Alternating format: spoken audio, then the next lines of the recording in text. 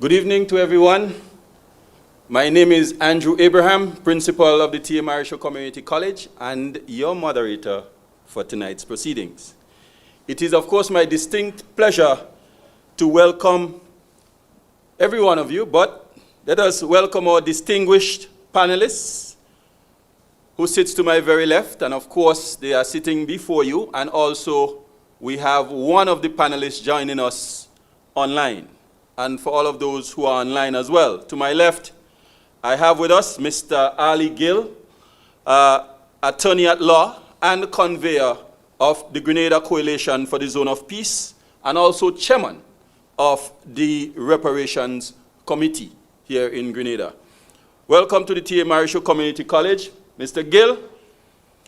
And in the order I'm calling their names, that's pretty much the order in which the panelists would be presenting tonight. We have online Dr. Tenson Joseph, Associate Professor of Political Science, North Carolina Central University. Moving further left on the table, we have Dr. Terence Marisho, respected political commentator, member of the Grenada Coalition for the Zone of Peace, and grandson of the namesake of this institution, Theophilus Albert Marisho. And to his left, we have Dr. Wendy Crawford, sociologist and member of the Grenada Coalition for the Zone of Peace. And to her left, we continue with the Wendy's. Dr. Wendy C. Grenade, who is actually a political scientist, professor, and I would say educator extraordinaire in the region, to our left as well. Each one of the panelists that I called have a topic in which they would be presenting to you tonight, which I would also share with you, but to also welcome our distinguished guests, students, and again, our online viewers. We welcome you to this panel discussion and okay, I was hearing myself, sorry about that. The topic in which the panelists would discuss Grenada at 52, defending independence, sovereignty, and peace. Again, I will just highlight the topic and of course go through our rules of engagement for tonight's proceeding. Setting the broad context towards historical repair, Mr. Ali Gill would be tackling that topic. Followed by Dr. Joseph, what does sovereignty have to do with it? And he would delve into that. And I know we are all up for a night of intellectual discourse and ideas, and at the end of it, we'll be living here with knowledge and, of course, a path clear in terms of moving forward. Followed by Dr. Terence Marisho, reflecting on the legacy of Theophilus Albert Marisho, nationhood and imperialism.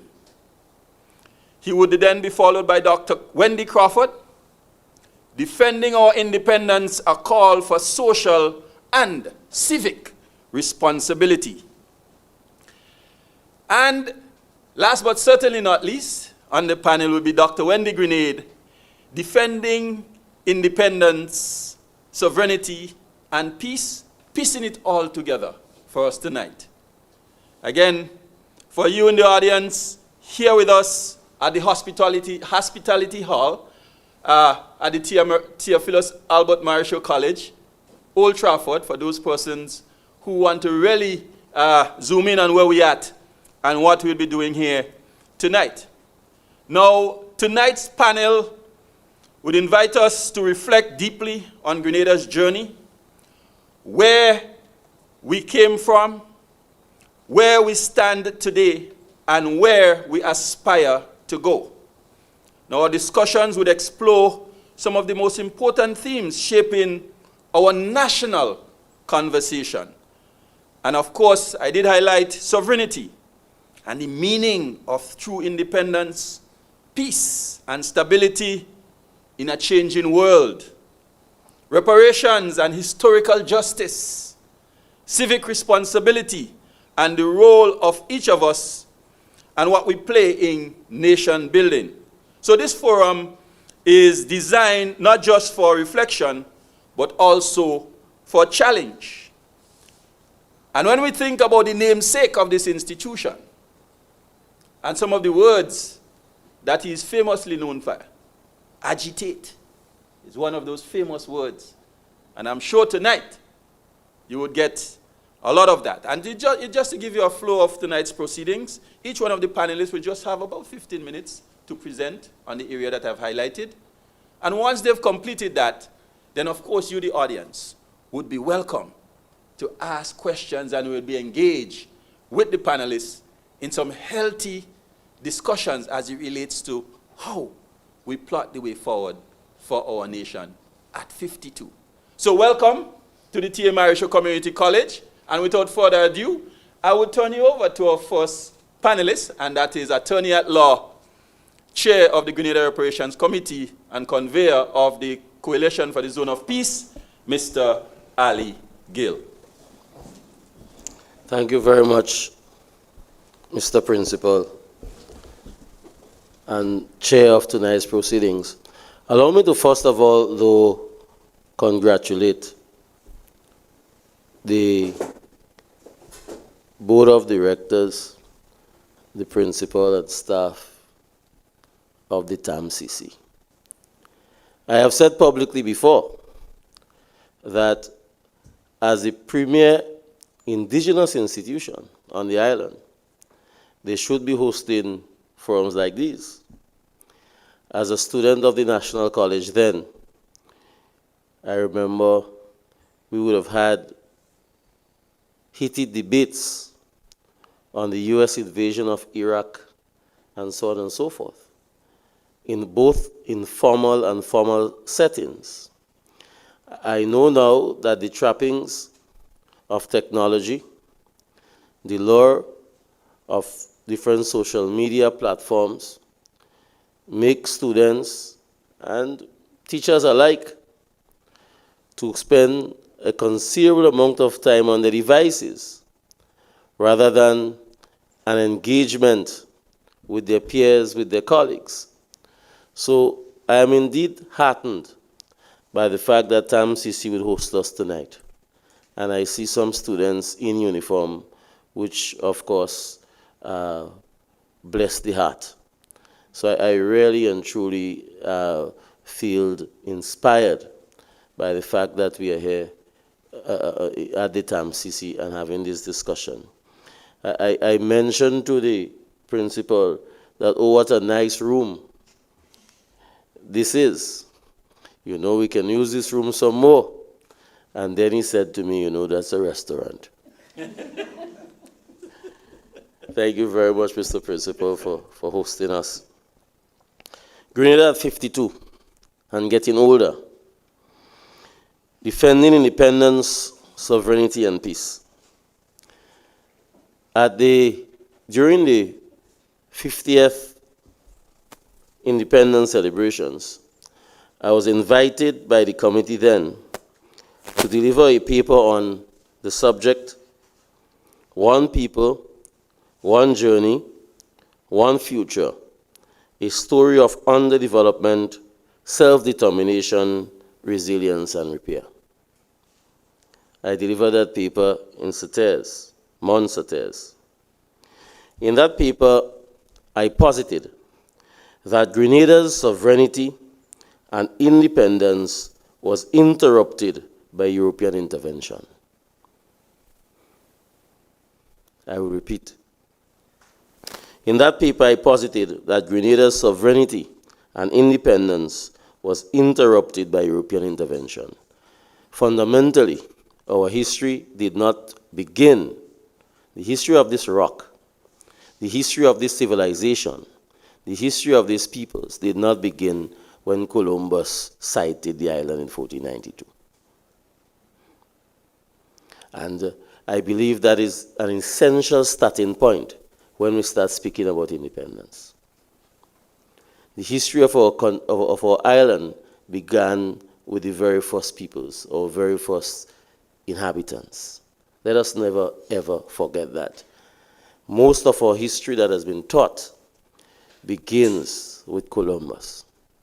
And as a people, if we commence our civilization, we begin our civilization with the visitation, and I say visitation, intrusion, because he was not invited, by foreigners, then we are beginning the wrong place. So that we must appreciate that Grenada, and by extension, the rest of the Caribbean, were free politically, economically, socially, and culturally prior to the coming of the Europeans, particularly the Spanish in the 1490s.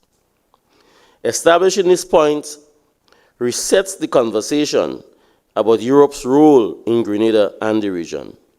Fundamentally, the history of Grenada did not begin with us being a colony. And of course, we've had many different names. Spanish call us Conception Island, but the original people call us the Camahorn. Secondly, just as emancipation was the outcome or result of centuries of plunder and exploitation, so too, independence was the culmination of centuries of colonization of a people. In other words, we're only speaking of independence because we were colonized. We're only speaking of independence because at one point in time in our history, we did not control our resources economically, we did not govern ourselves. Unless we forget that the majority of the population and our ancestors were enslaved people on this rock, on this soil. Also, too, we must appreciate that this is the site for genocide of the first inhabitants. A lot of times people speak about Caribs leap, and the Caribs leap to their death, and that they committed suicide, and so on and so forth.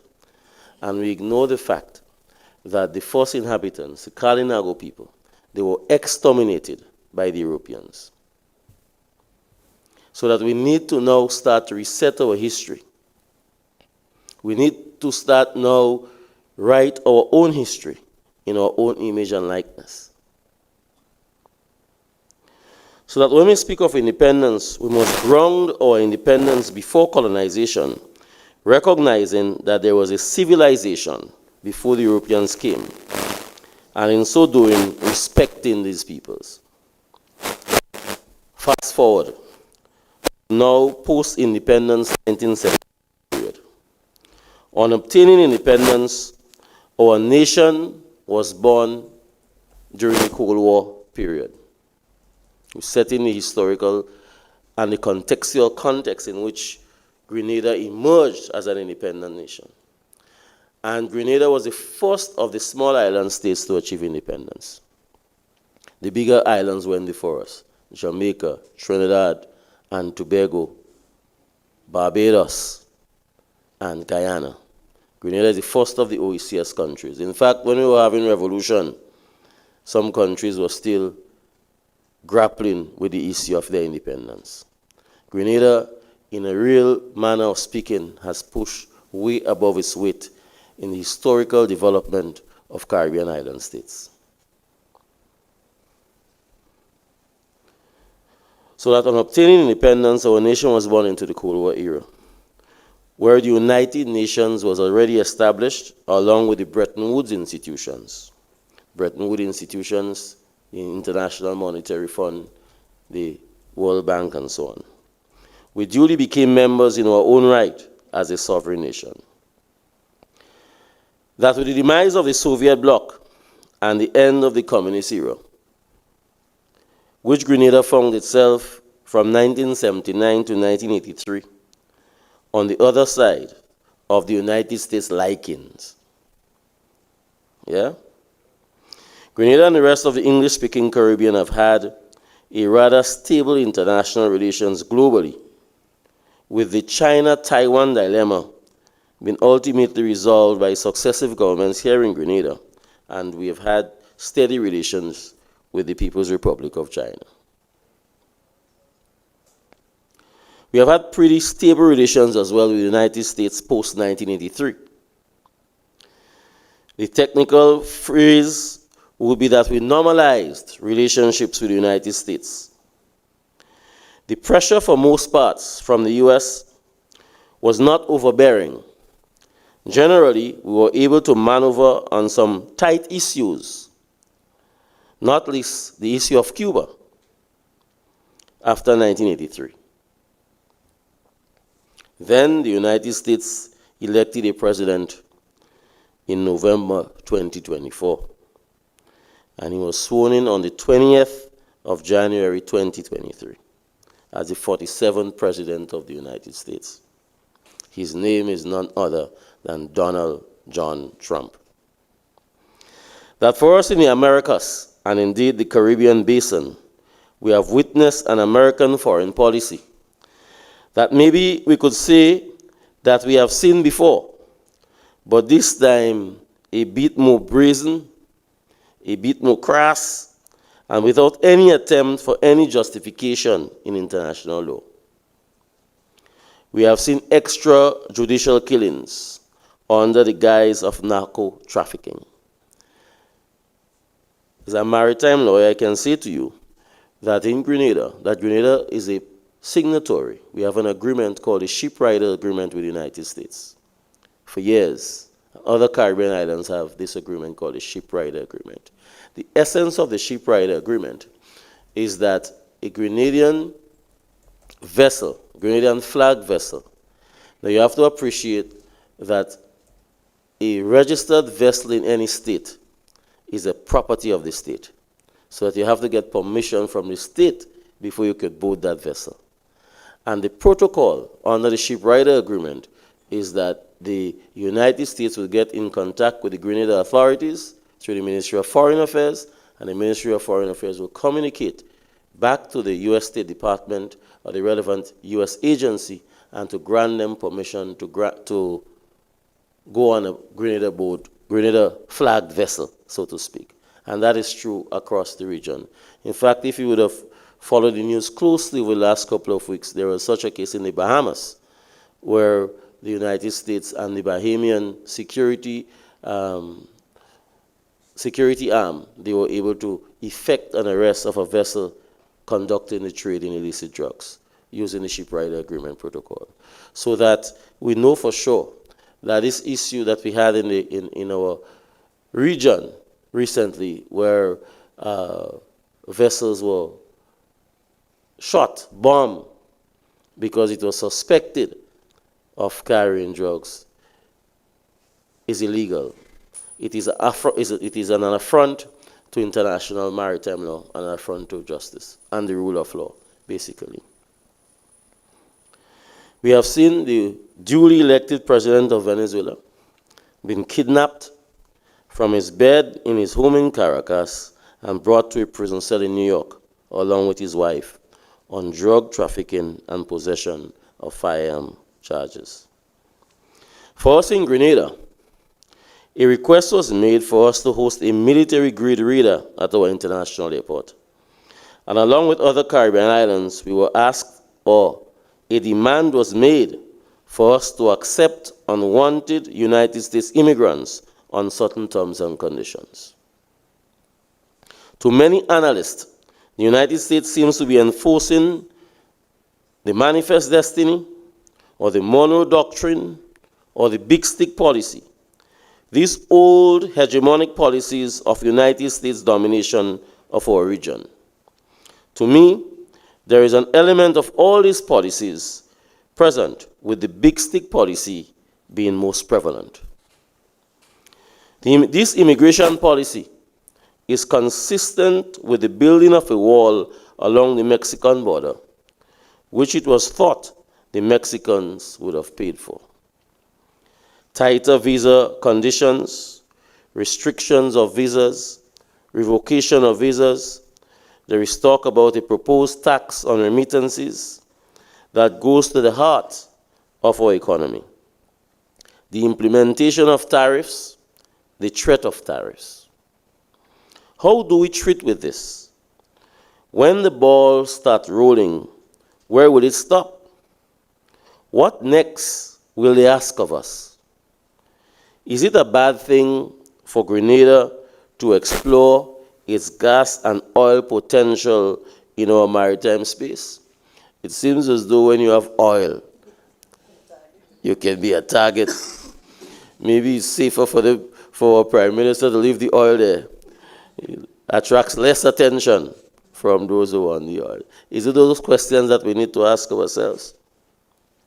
Canadian Prime Minister Mark Carney, in his address at the World Forum in Davos, noted that it seems that every day, and I quote, "It seems that every day we're reminded that we live in an era of great power rivalry, that the rules-based order is fading, that the strong can do what they can, the weak must suffer what they must."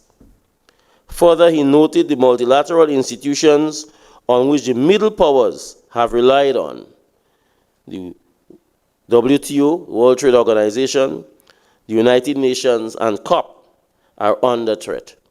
And that is very interesting and very instructive, in that here you have a Canadian leader. Canada, of course, shares a border with the United States. And it is saying that the rule-based order, because the United Nations under its charter, where 194 countries have signed on, is basically the premier document of international law that regulates states' relations with each other and how we go about. And the preamble of the United Nations Charter, United Charter, speaks to how do we resolve conflicts between states by peaceful means. Remember, the United Nations Charter came out after the Second World War and was promulgated in 1948. And that is the essence of the United Nations Charter. Now we have had the President of the United States speaking about a board of peace. Most interestingly, however, the Prime Minister, the Canadian Prime Minister, considers Canada as a middle power. So where does that leave Grenada? It leaves us clearly as a lower power, reinforcing the old characterization of our island state, ravaged by colonialism and neocolonialism as third world countries. We're not first, we're not second, we're third world and third class. A few months ago, I wrote an article entitled "Our Silence Cannot Save Us." I was looking at the news in Trinidad when our Prime Minister was visiting Prime Minister Bissessar, first official visit to Trinidad after she won the elections. And at that time, the US military buildup had started in that area. And the Trinidad press, being sharp as they are, asked the Prime Minister what he thought. And he said, no comment, he has a flight to catch. And I thought that that wasn't the smartest thing. I thought it wasn't the smartest thing. And I understand. But I argued in that article, the truth is that for many world leaders, regardless of our words or actions, small countries like ours will be ignored. However, being marginalized and ignored should not silence us. We must speak up against injustice. Moreover, silence can be seen as acquiescing to wrongs, and we must never be seen as taking the middle road in the face of wrongdoings. Our silence today can haunt future generations. Our children should be proud knowing that their foreparents stood up and fought for their future and for justice. And what that means is when we are asked to speak up against wrongs, we must always have a comment, because history records our silence. As we look back, There is evidence of regret and sorrow for crimes against humanity, unnecessary armed conflicts and unimaginable human suffering that have afflicted millions of human beings because we chose to remain silent and had no comment. We cannot afford to repeat the same mistakes even when we are told that we are too small, too poor, and too powerless to matter on the global stage.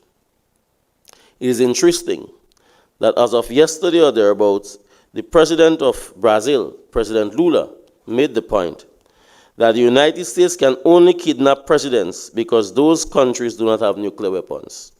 He says, when a nation possesses the ultimate deterrent, the rules change. Well, I don't think nuclear weapon is a dream or even an idea for us here in Grenada. But I want to wrap up by quoting Professor Robinson, the principal of UE Five Islands campus in Antigua, in an article that he wrote, because I think it is rather instructive and it contextualizes the discussion that we're having today. Trump administration has sought America first with a bluntness that left no room for ambiguity. We watched Canada and Europe accommodate, recalibrate, defer until Greenland was threatened, until a NATO ally was in the crosshairs. In other words, Europe and so played blind, dumb, deaf when President Maduro was kidnapped at his home, until they realized that President Trump was serious about buying, annexing, or invading Greenland. And that is why I asked the question, when the balls start to roll, where will it stop with a power like that? So that for us in Grenada, I am of the considered view that even after the Trump administration comes to an end, the impact with regards to trade and world relations will not necessarily come to an end with the going of Trump. And what does that leave for developing states like us? How do we strategize now? How do we protect our independence, our sovereignty? When the decisions that our leaders make are dictated from outside. Now they do not have their governors here. Now they do not refer to us as colonies. But by all means, they want to say to us what to do, what to say, what to sign on to, and what to eat. I believe that my colleagues will shed more light. Thank you very much, Mr. Chair. Thank you.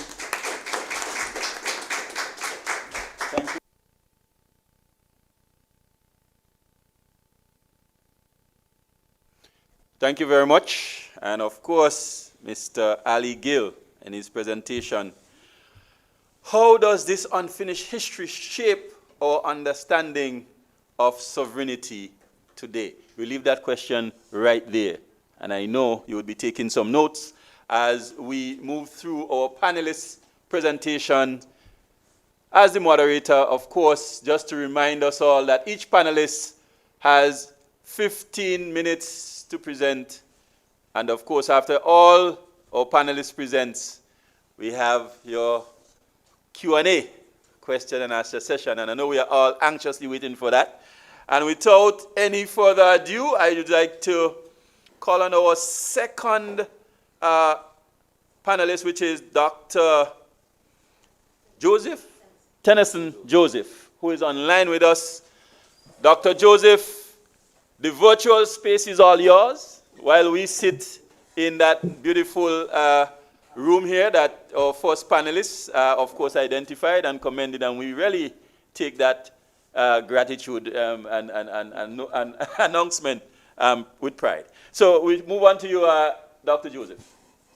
Thank you, Mr. Chair, and let me thank the people of Grenada for inviting me with my wrong accent to participate in your national conversation. You know, there's a famous line in one of the books, one of the Caribbean books of this, I think it is, I'm not sure if it is Samuel Selvin, but his famous line when he gets to London and then the customs officers ask whether you have anything to declare. And his response would be everything except my accent, only my accent. So tonight I have only my accent to declare, and I hope that you allow me into your conversation, into your country, and into your hearts. And it's a very important conversation, and I'm very, very happy to be part of it. And I'm very, very pleased to have learned a lot from Brother Gill. I think he set the stage for us for this very important conversation. And it's a very important conversation to have at this moment of the 52nd anniversary of your independence, where you sit down and you reflect on the journey and what it means and what it has meant and what it will mean for the future. And I think Brother Gill has set an absolutely wonderful stage from which we can proceed with the conversation. Now, I have given my talk a title. I have called it, What's Sovereignty Got to Do with It? I was feeling very troublesome, and I told Dr. Grenade, who invited me to speak, that I had put a subtitle after it said, Apologies to Tina Turner, because I was trying to play on Tina Turner's, the lyrics for her famous song, the title of a famous song, which I'm sure everybody knows, What's Love Got to Do with It? And she's asking the question, what's love got to do with it? As if love has nothing to do with it. But deep down in her heart, she knows that love has everything to do with it. So I'm asking the same question, what's sovereignty got to do with it? And I'm saying up front that sovereignty has everything to do with it. Now, I wanted in my conversation tonight, I wanted in my presentation today to speak specifically to the young people of Grenada, because there's a kind of generational shift that has occurred, in which, I notice I'm frozen on the screen, I'm not sure if you all can hear me, in which younger generations have been asking the question, why independence? Why did we become independent? This question is asked, I think every year, the Gleaner of Jamaica polls the population around Jamaica's independence. And more people are responding. Every year, the number of people who respond to say that they wish they were still a colony of Britain increases rather than decreases, which is kind of strange. And the reason for that is because I think younger people do not know what colonialism is. And because they do not know what colonialism is, they do not know what sovereignty is. They do not know what it was like to have been in a condition where some external power was making every decision possible about your life as a Grenadian, as a Black Grenadian, or as a Grenadian period, that there was an external force sitting in Britain who made decisions, every decision about your fate, economic decisions, social decisions, education policy, everything was in the hand of a foreign colonial power. How many schools were built? How many schools were not built? Which roads were fixed? All of those decisions were in the hand of a foreign power. And so that is the colonial condition. Whenever anybody asks, what is the essence of the colonial state? What do you mean by colonialism? What is the essence of the colonial state? And the answer is very simple. The colonial state, the colonial government had only two main concerns. Look all over the world, the colonial state, any colonial state had only two main concerns. One, a suppressive apparatus, which means the police and military, a suppressive apparatus to keep the local population in check, that is one, and an extractive apparatus to siphon resources from the colony to the metropole. That's all it was. So if you wonder, do a simple comparison, and again, I'm speaking to the young people, do a simple comparison of how many schools were built, how many hospitals were built, how many health centers were built, how many medical doctors you have in your country, and so on and so forth, how much housing is made available to locals after independence, and in the short few years, the 52 years after independence, and ask a similar question, how many of those public services were rendered to the population in the 200 and so years or the 300 and so years during colonialism, and you would see the answer to the question.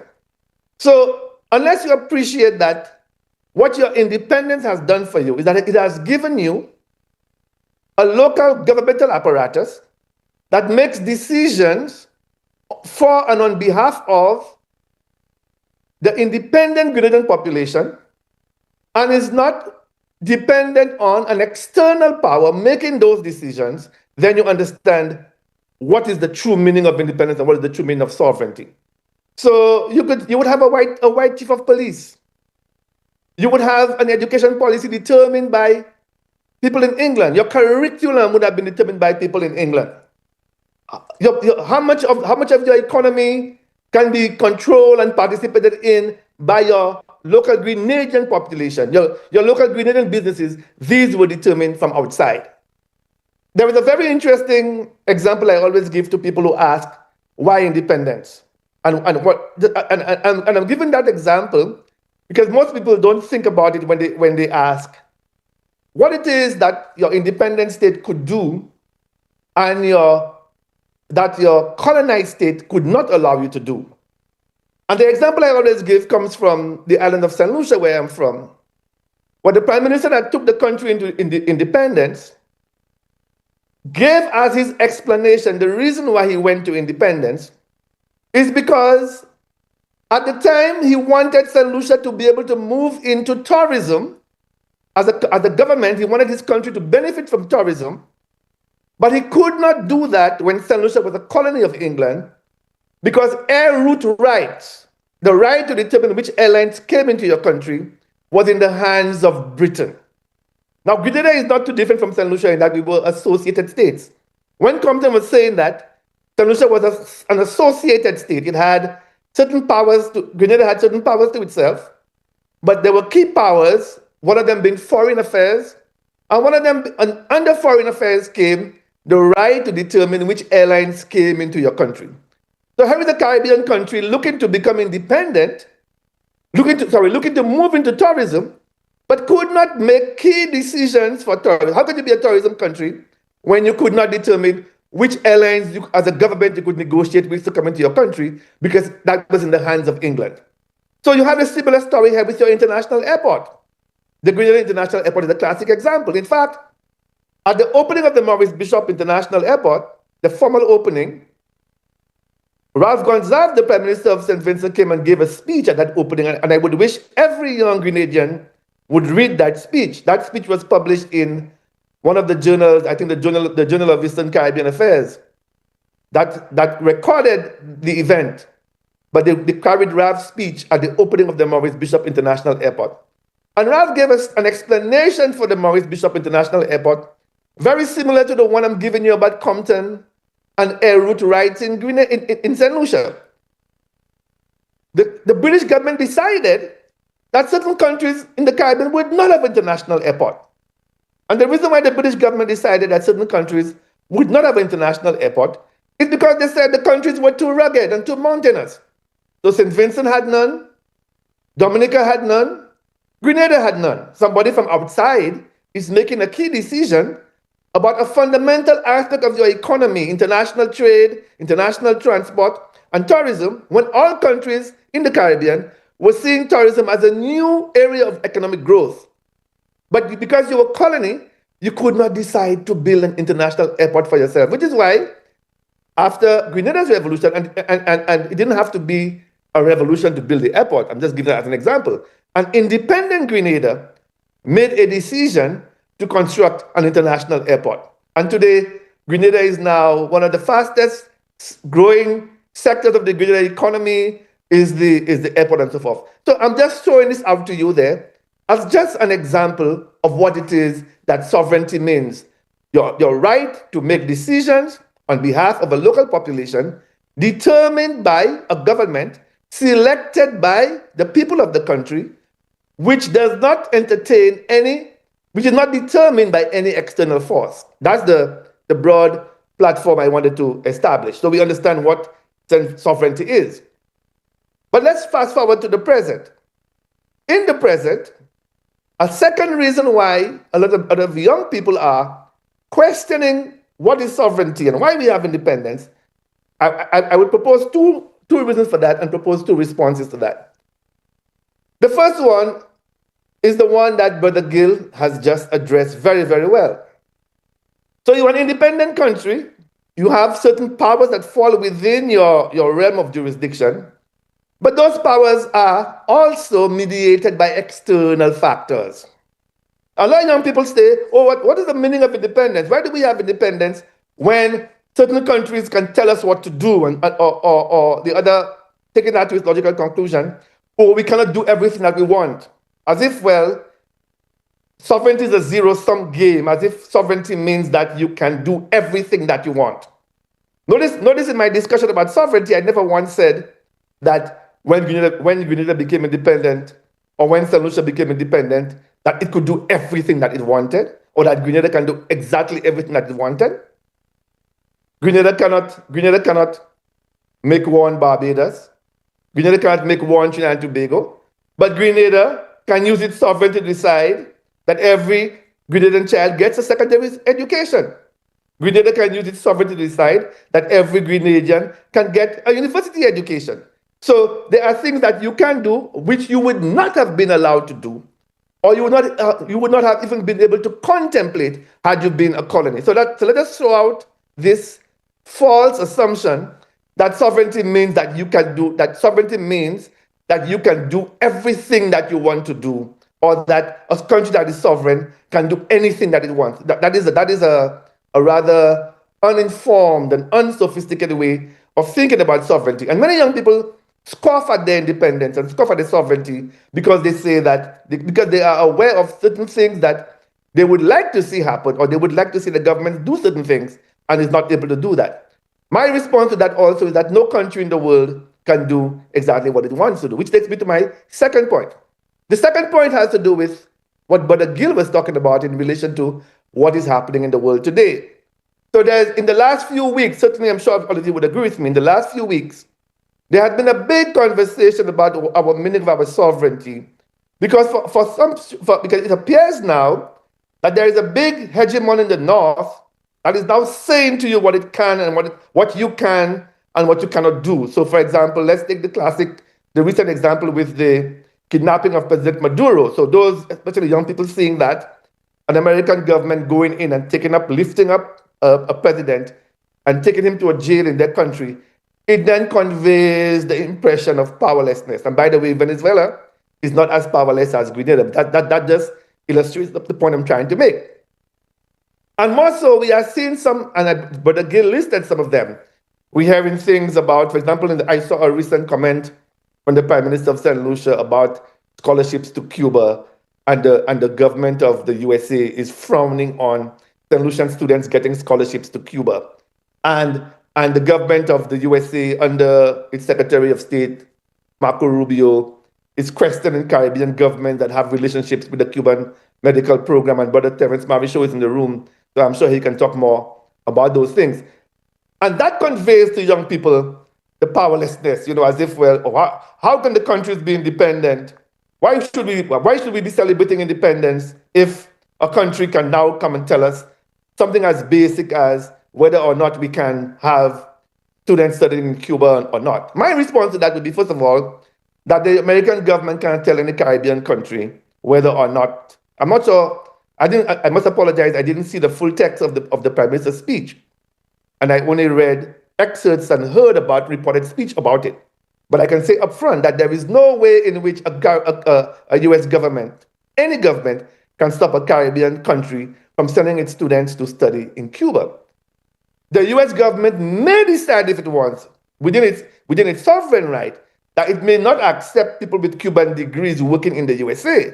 That is its sovereign right. But it cannot in any way, what it's going to do, come into the Caribbean, go into the Ministry of Education and close it down because you're sending students to Cuba, or go on the airport and stop flights from coming. I want young people to think about those things.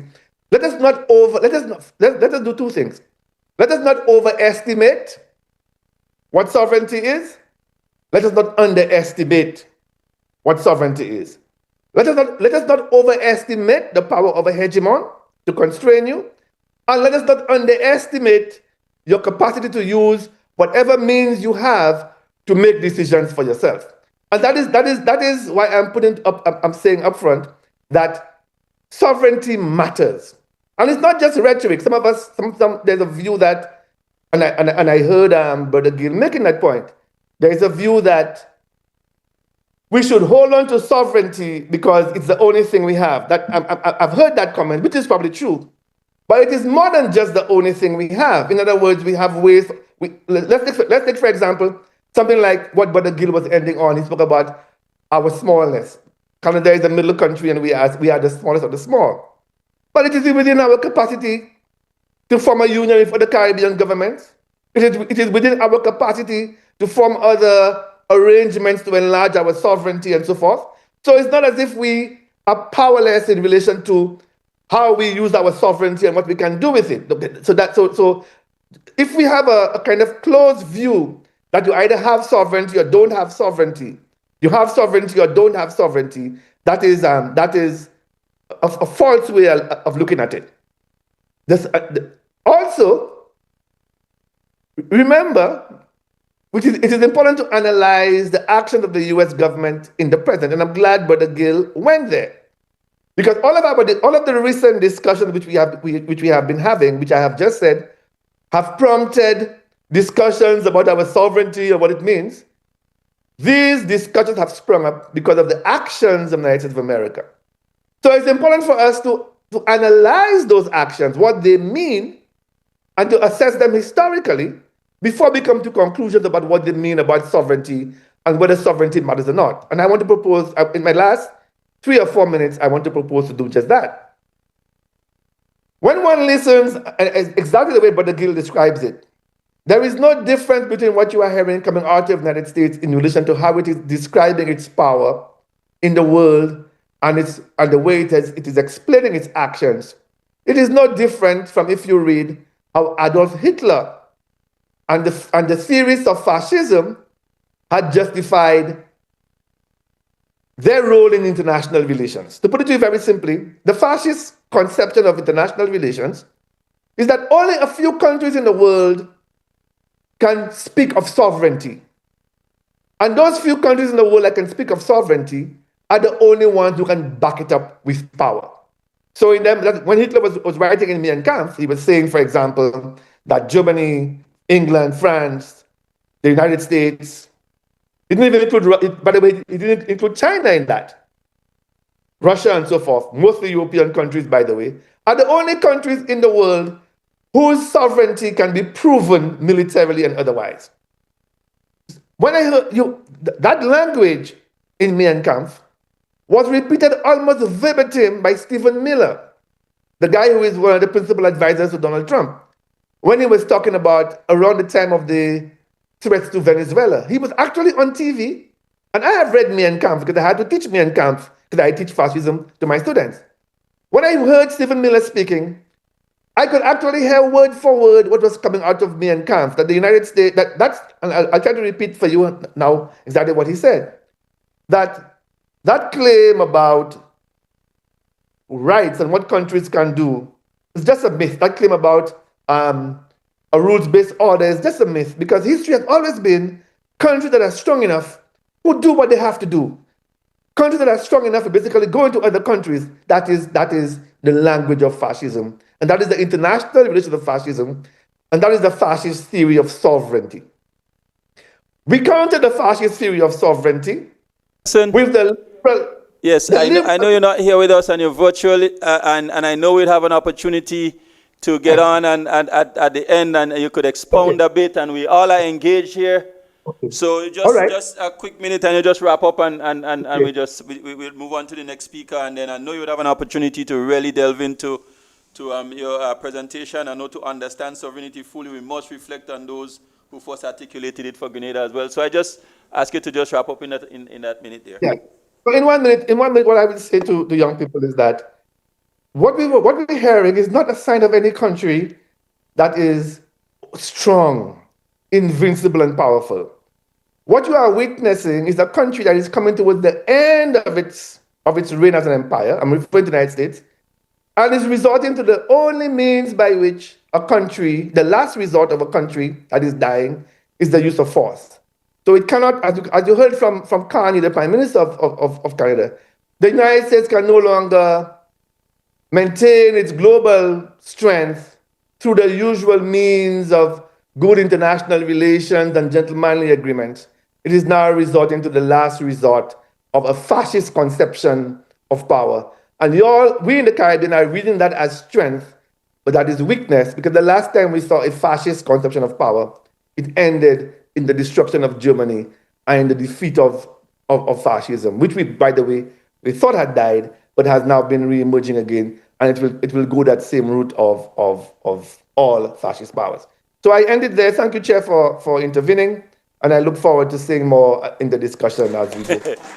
Thank you very much, Dr. Joseph, and I know we are all engaged here, but we have some exciting speakers on the panel. I know that we all would be, zoomed in on and focused listening to the content, and of course, looking forward for the discussions at the end. Our next panelist is no other than Dr. Terry Marichaud, and of course, Legacy, Nationhood, and reflecting on legacy of Terry Marichaud, nationhood, and imperialism. Dr. Marichaud, it's all yours. Thank you, Brother Chairman.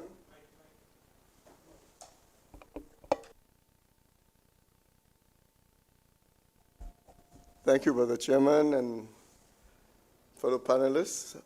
Let me say what a pleasure it is to have been invited to participate in this forum, this panel discussion, and particularly among TAMCC students. And as we approach the 52nd anniversary of our independence. It was very important for us to reflect on this historic milestone, especially in this period of increased pressure and hostility from US imperialism, which is becoming more and more aggressive in our region. A lot of you attend TAMCC, and I'm sure if I ask many of you what were the main contributions of T.A. Marichaud, I'm sure many of you are not in a real position to do so, because I'm sure many of you have not taken the time off to research the contributions that he made. And why we are here today celebrating or approaching our 52nd anniversary of independence. The road to the 7th of February 1974, when Grenada gained its independence, was a rocky road indeed. From being a crown colony until formal independence was achieved, many people contributed in one way or another to that process.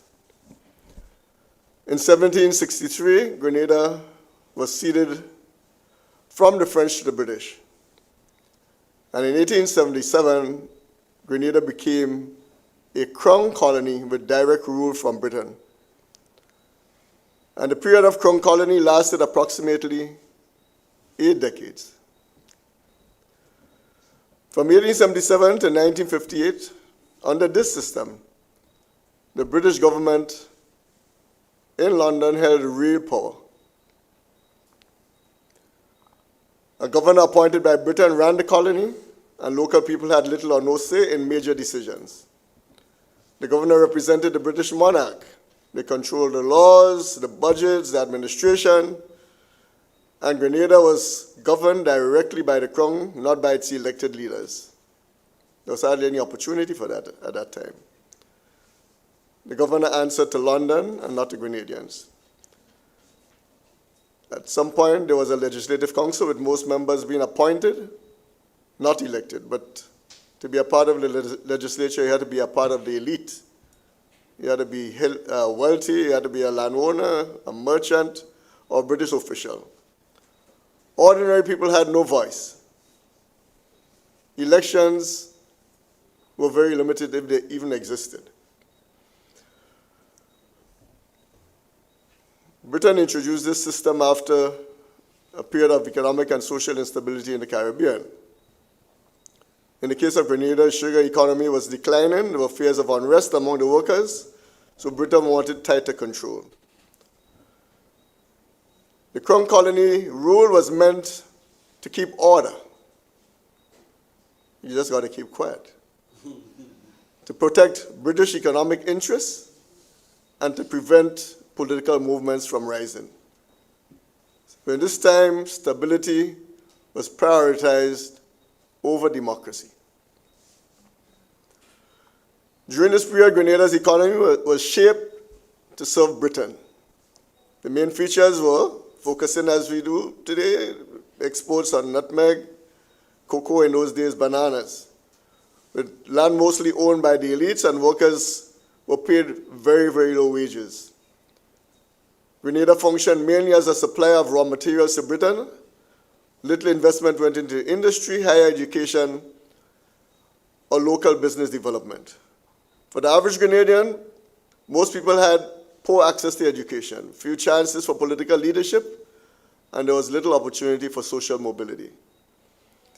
Society was often divided into small elite, mostly light-skinned people, all connected to Britain. A large working population with British officials at the top. Between the 1940s and the 1950s, things began to change, influenced by the Second World War. Caribbean labor movements and anti-colonial movements became prominent worldwide. In Grenada and in the Caribbean, trade unions grew. Workers demanded greater rights. Calls for self-government increased, and people began to challenge Crown Colony rule. I've gone through all of this just to show you the backdrop in which T.A. Marichaud made his impact. He was born in 1887 on the 7th of November, and he became active politically at a very, very early age. The first real challenge to Crown Colony rule came in the early 20th century. So remember, he was in 1887, and in the early 1900s, he was a young man. The Grenadian middle class had begun to emerge in that period, and it consisted mainly of native-born Grenadians, mostly colored people, with a sprinkling of blacks and whites, and these were concentrated mainly in Guave and in St. George's. Like the old elite, this class, it possessed some income, property, education, and professional skills. Some of them had gone away and studied and were now part of that emerging middle class. They were the non-agricultural sector. Remember, most of the people work on the farms, but this group of people were the elites now, the emerging middle class. They began to expand, and more people went into things like teaching, medicine, and law. Around that time, one of the most prominent figures was a gentleman who was called William Galloway Donovan. He was of African and Irish heritage. He was very sympathetic to the poor and was a very persistent critic of the Crown Colony system. In the 1890s, he started a newspaper called The Federalist and Grenada, and the Grenada People, and it was published under the motto, "A naked free man is nobler than a gilded slave." That newspaper served in many ways to highlight the contradictions in the society. And this is when T.A. Marichaud, a young man, became involved as an apprentice to Donovan. He was tutored and mentored by Donovan and became involved in the political life of the country. He developed a love for history, for literature, for music, and for language.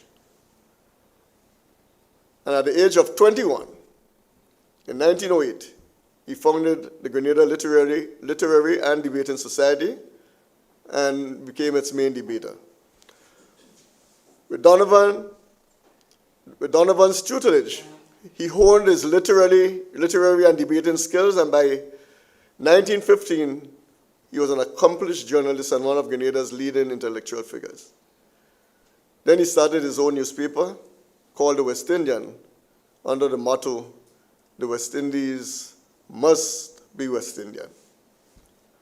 And for the next 20 years, from 1915, this newspaper was used to mold middle-class public opinion, calling for reforms to the Crown Colony system and for the creation of a federation of the West Indies. The motto, more than anything else, became the clarion call for a united, federated Caribbean of West Indies, as it was called then. It was a call to action for the achievement of self-rule and unity. In 1917, that was right around the time of the Russian Revolution. Marisho with his associates founded what was called the Representative Government Association, because they're always struggling more and more for the right to control our own affairs. And to pressure the British for a local voice in running Grenada's affairs. It was one of the biggest challenges to the Crown Colony system. And in 1920, the RGA, or the Representative Government Association, petitioned the British government, for a more representative form of government. In 1921, Marisho traveled to England to argue for this cause. And as a black man, it was not easy in those times to get any kind of hearing in Britain. But because of his stature and reputation as an activist in Grenada, they were forced to meet his demands. This was the first time that such respect was given to a black Grenadian. The first time. This resulted in the formation of a commission called the Wood Commission, which came to Grenada to assess the situation. And after doing so, submitted proposals which became the basis for the new constitution, which was enacted in 2025. So between 1921 and 1925, when that new constitution was enacted, he made several trips to Britain, struggling for that cause. This resulted in a legislature that had 5 elected members. But they were just symbolic, in a sense, because it was a 17-member council with 5 elected members, but it failed to provide any kind of mechanism by which the minority could actually influence policy. So they were just figureheads in a sense. What they did, in fact, was strengthen the powers of the governor, who could veto single-handedly any bill that is passed by the council. Similar to what obtains in the United Nations, where you could talk as much as you want. The people that have veto powers can just say no, and that's it. So it's a similar thing that happened in those times. Through his writings, he took a militant stance on racism and colonialism. And one of his famous pieces called Cycles of Civilization was written in 1917. It was one of the most poignant pieces for its time because of its scathing remarks and criticism about the system of apartheid that existed in South Africa. And it called for African resurgence, echoing many of the sentiments of Marcus Garvey, one of the leading political voices for black and African unity. Now, for its time, when there was hardly any internet, communications was very, very limited. People are still wondering where he got all this information to write this scathing kind of criticism of the apartheid system in South Africa.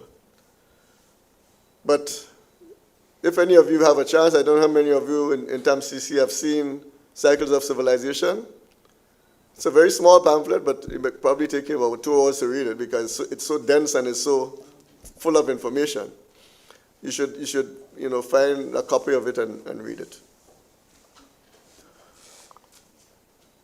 In 1929, the legislatures, those who were elected, demanded that the government help the impoverished peasantry because things were really getting bad by granting credit and increasing the minimum wage.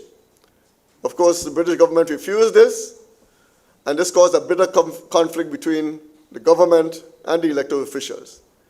In 1930, Marisho came under the influence of the British Labour Party, which had a socialist kind of orientation.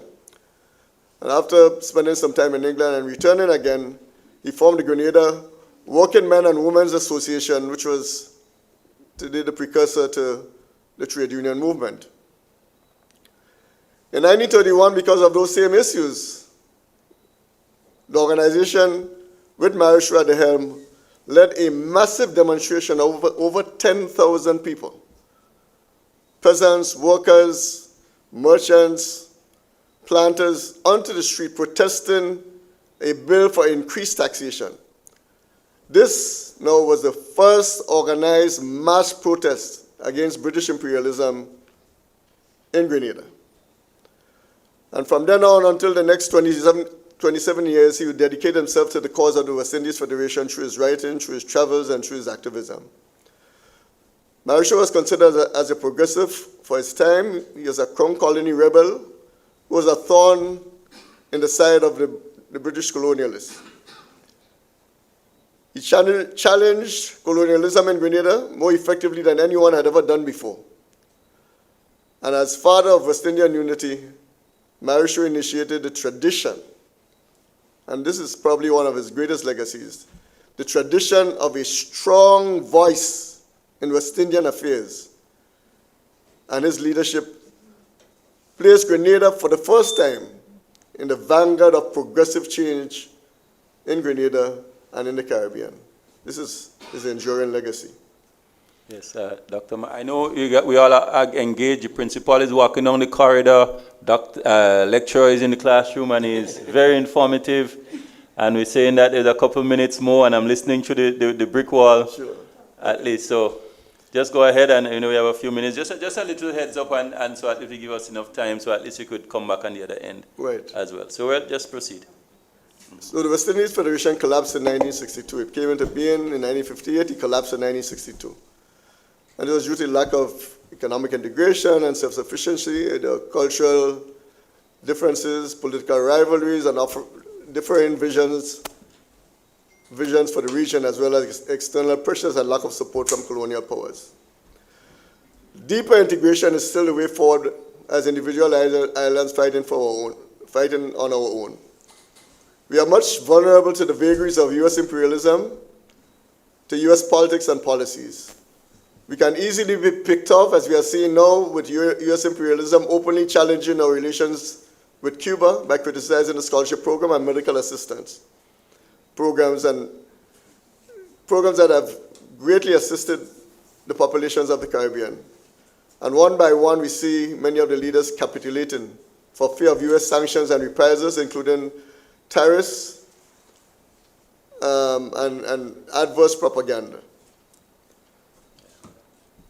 Now, they are determined to revive the Monroe Doctrine, or what is called now the Donroe Doctrine 1.1, after years of relations with these countries. The U.S. is not the only player in the world today, and the Caribbean as a united front needs to assert its autonomy. Maurice Bishop's words still resonate. The Caribbean is not in anyone's backyard. It is a region of people with agency, and with the exception of people like Prime Minister Miamotia Barbados, we miss the voices of progressives of the Caribbean region, Caribbean leaders who will stand tall like Bishop did.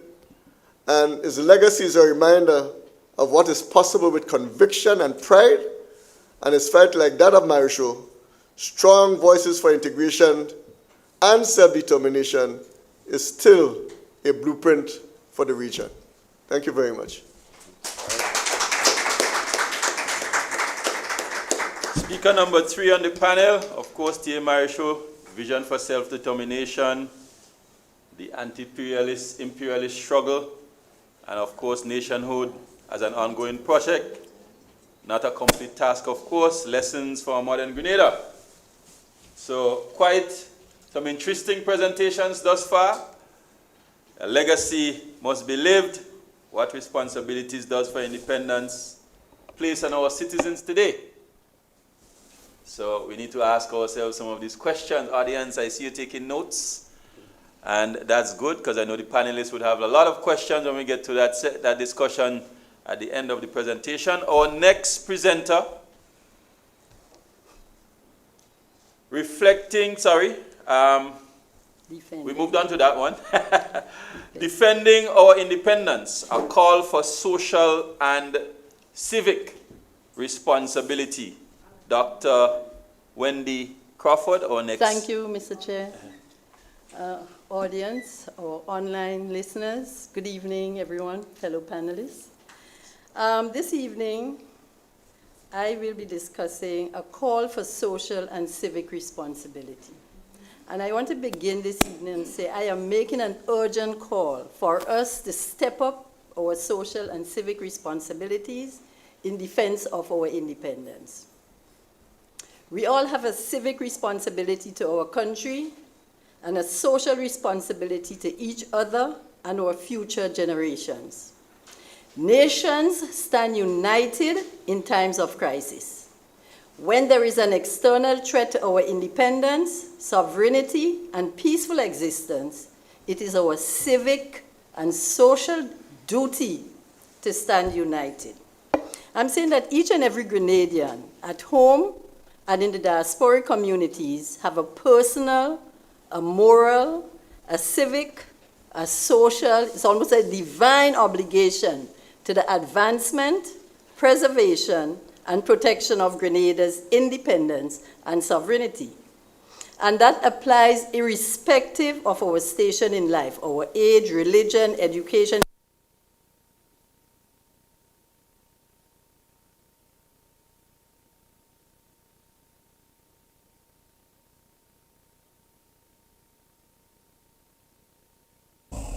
So this spiritual-like responsibility provides a deeper meaning, purpose, and connection with the greater good, which in this case is Grenada's interests, and must be shown in our words and deeds, including our response to the current external threat to our independence, our sovereignty, and our peaceful existence, both at home and in our region.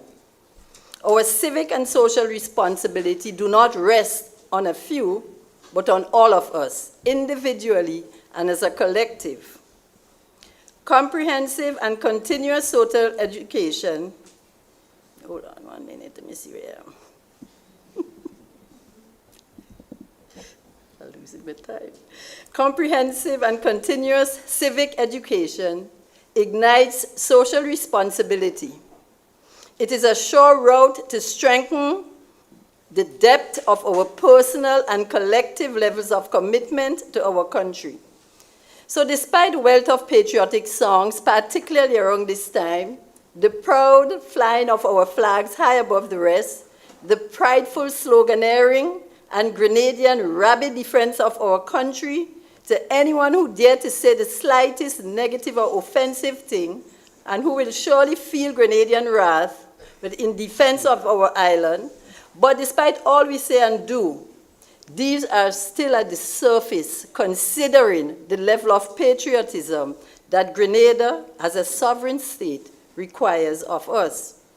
From the onset, I want to establish that my position on the many ungodly demands and pressure being placed on Caribbean governments, from radar to cutting healthcare and educational assistance from Cuba and accepting non-nationals or non-Caribbean criminal deportees, are unthinkable. So being a flower of Grenada's revolution and experiencing the US invasion of Grenada, that was indeed an easy no for me. But when I heard our government's position and response to the US request, I was elated. I thought it was sheer brilliance and genius. I commend the well-thought-out display of strategic diplomacy, of civic and social responsibility displayed by our government in this situation. That gave me an injection of self and national dignity and pride, and will be studied, I know will be studied by legal scholars, as my good friend there, Ali, and so other social and political scientists for years to come. But sovereignty, as already described by panelist Dr. Joseph, is a status that allows states to act independently, as he said, within their territorial boundaries without outside interference. So we cannot speak about sovereignty and independence and ultimately peace without engaging in the practice of social and civic responsibility. So as we celebrate the 52nd anniversary of our country's independence under the theme, Anchored in Faith, Guided by Purpose, we are doing so amidst global challenges in which these noble principles that we have historically fought so bravely for and earned and are once again experiencing international interference, or I'll say bullying, primarily by the USA. The derogatory categorization of our region as shithole countries, that we are eating our pets and dogs and cats, exposing our families in the diasporic communities to the most inhumane treatment with strong racial and discriminatory biases, constantly taking a hammer to our national dignity and national pride and our regional cooperation in an effort to demoralize and dehumanize us. And even when some governments go along thinking they will get some relief, what we see is that they tighten the squeeze and continuously inch on more outrageous demands. What is the end game? So faced with all of this and more, there is no better time for us to revisit and do something about our level of patriotism, our self-determination, our dignity, and our national pride. So civic and social responsibilities are things to live by. Not just singing the anthem, repeating the pledge, wearing our national colors, eating oil dung, singing independence song, or tearing up whenever we hear testimony of how wonderful Grenada and its people are. It is much more. True patriotism is demonstrated in the way we treat each other. It is never accepting less than our best performance. It is a way of honoring our ancestors and all who went before us, sacrificing their lives so that we can enjoy the freedom to live and find success and happiness in our lives. Now, independence celebration creates a heightened display of national pride. So let us redefine patriotism to include civic action and not only passive reciting of our love for country and our expressive willingness to die for country. How does that align with the fear many express to losing visa entry to the US? A current government exercising pure hostility to our people, ethnic cleansing of our diasporic communities, and terrorizing our region? How does that make sense? So many responses to this have been to choose the safe space rather than the brave space. The safe space is remaining quiet, cowering in silence and invisibility, putting individual interests above the interests of all, or those urging our leaders to, or manipulating the narrative to go along with the shameful request. The brave space allows you to engage the uncomfortable ideas and actions, letting our history of struggle for liberation and our ancestors' resilience and sacrifices guide our position on this, while of course thinking of our nation's future and adhering to the laws and norms of our country. Let us move towards active civic duty.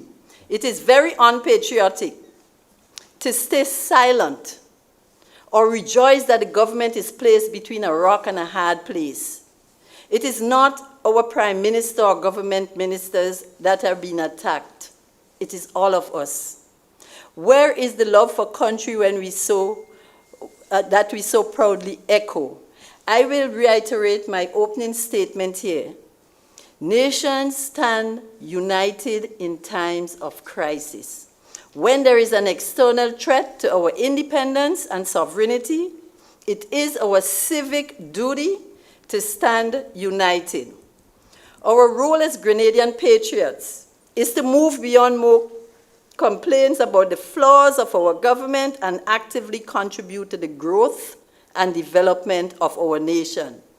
Refusing to bring your ideas and recommendations to the table, not showing up when the nation's business and existence is at stake, are tantamount to abandoning your civic duty and responsibility to your country. So the cruelty of the current geopolitical environment is a blessing.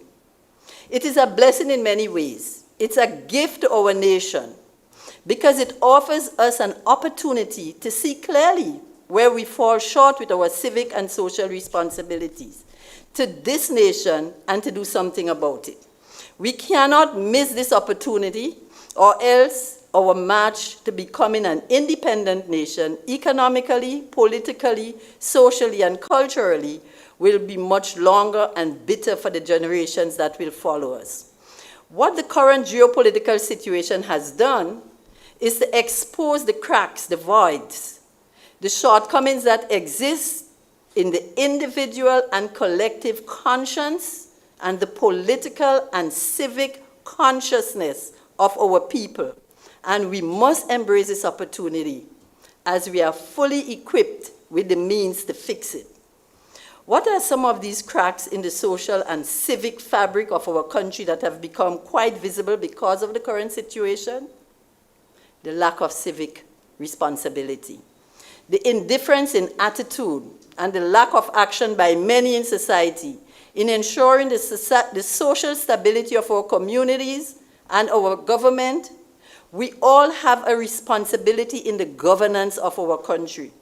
Voting is still our primary means of influence government policies and for holding leaders accountable, but there are many more ways we can demonstrate civic responsibilities through advocacy, raising awareness, social activism, mentoring, individual ethics and integrity, respecting self and others, maintaining our own health and avoiding harmful behavior, giving back to community giving back and community support, supporting local and making ethical choices that benefit society, the environment, and future generations.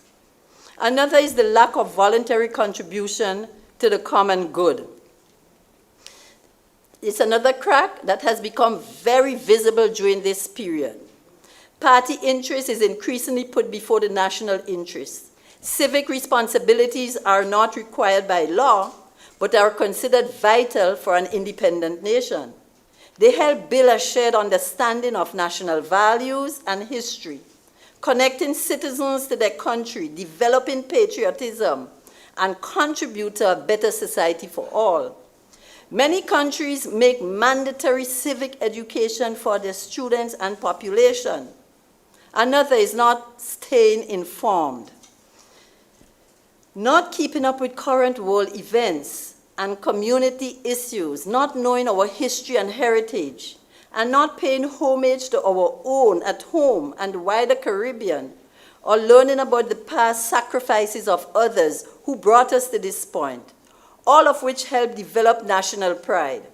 The Grenada Revolution did an excellent job in informing, educating, and exposing our people, especially the young people, to international affairs, understanding our history and struggles, and the liberation struggles of oppressed people the world over.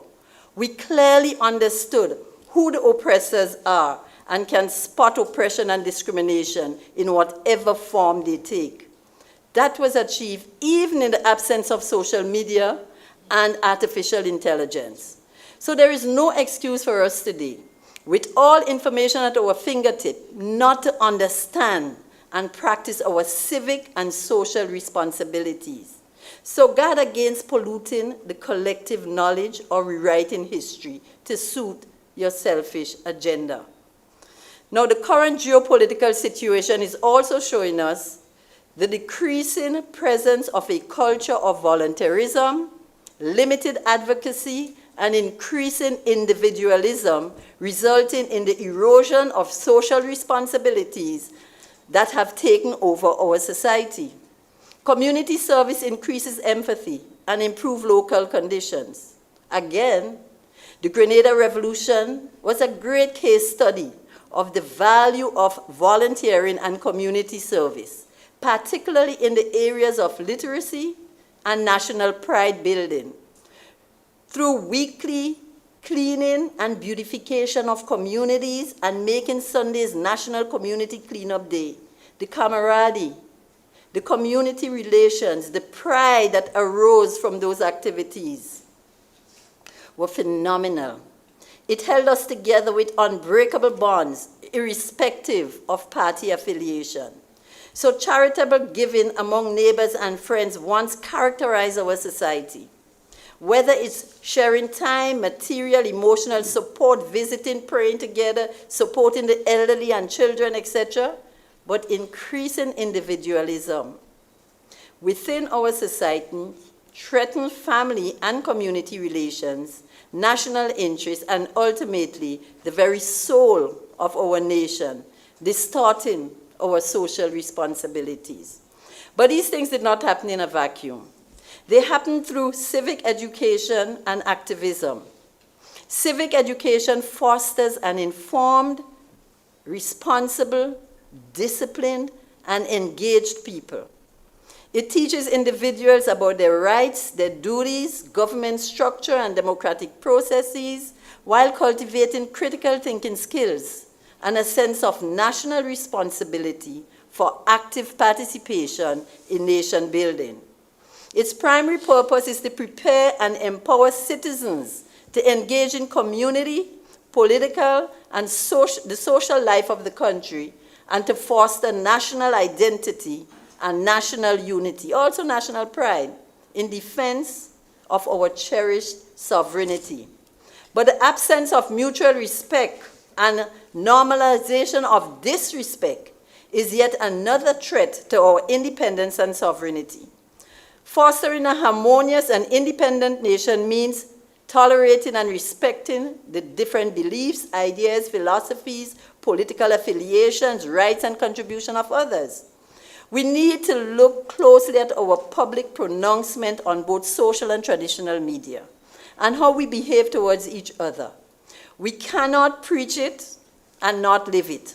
How can we get respect, as I'm sure you would have heard on the television over and over, if we do not give respect as individuals? And how can external forces respect us as a country if we do not believe in or have some pride and dignity towards our country, ourselves, and our people? The US has seen this vacuum and is using it to make disrespectful and indecent requests to our country and region. We need to wake up and put Grenada before our selfish aspirations. Another civic responsibility I will briefly touch on is environmental stewardship. We have a responsibility to take charge of the environment in which we live. We must be vigilant against littering, unhealthy living conditions. We must take pride in the conditions of our homes and schools, our churches, our workplaces, our beaches, our rivers, all the public spaces. There was a time when we were very good at that, a time when civic education was taught in our schools and practiced in our homes. Not so, this is my old teacher. Right? So we have to get back to that. That stewardship is guaranteed with early, continuous civic education. So I am calling on the churches, the politicians, the civic society, carriers of our culture and stories, community organizations, trade unions, every single Grenadian, students. We must return to our social and civic responsibility to this country. I will end with a well-known saying: being the change is the first step towards bringing about the change we desire. So let us revisit and return to our civic and social responsibilities to protect our future, our independence, our sovereignty, and our peace. Thank you.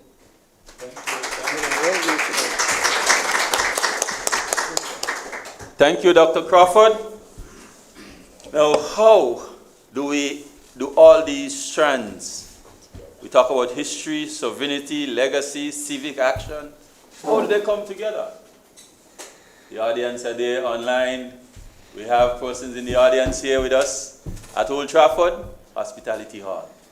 And the panelists continues with our next speaker, Dr. Wendy Grenade. Topic: defending independence, sovereignty, and peace. Piecing it all together.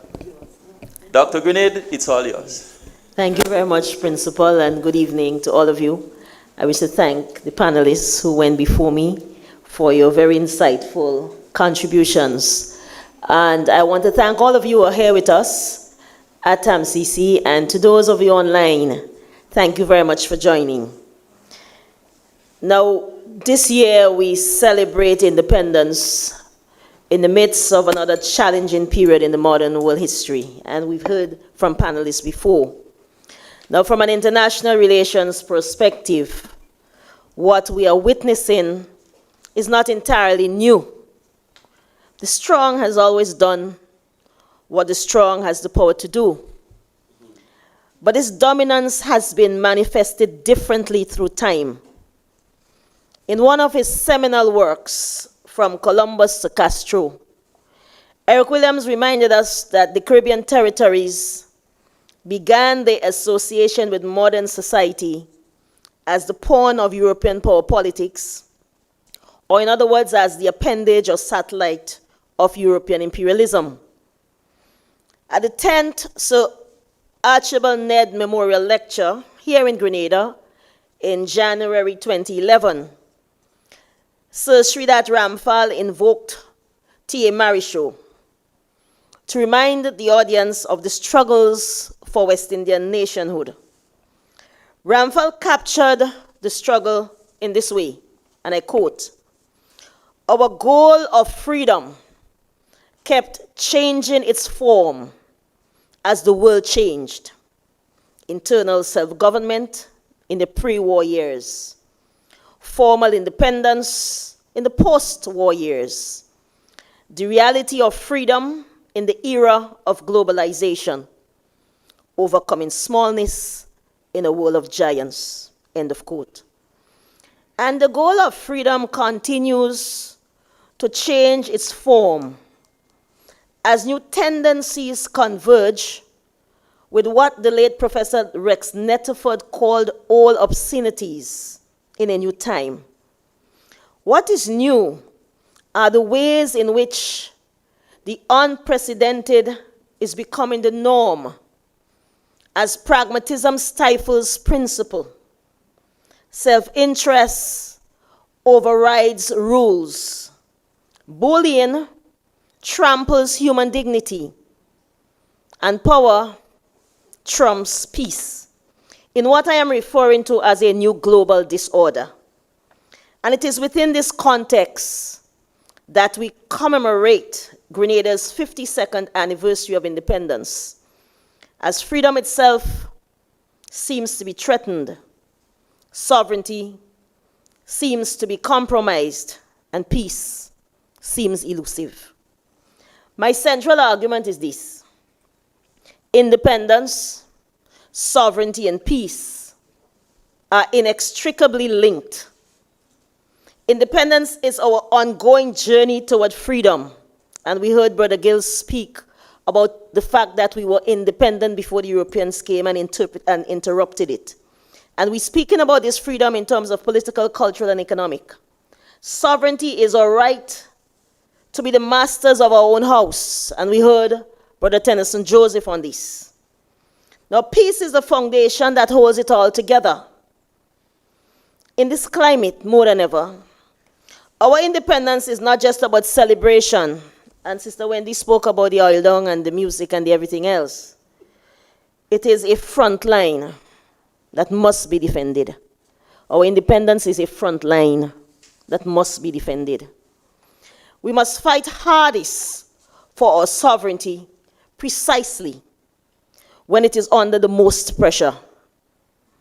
When the world tries to compromise our independence, that is the exact moment we must reinforce it, because the right to rule ourselves is non-negotiable.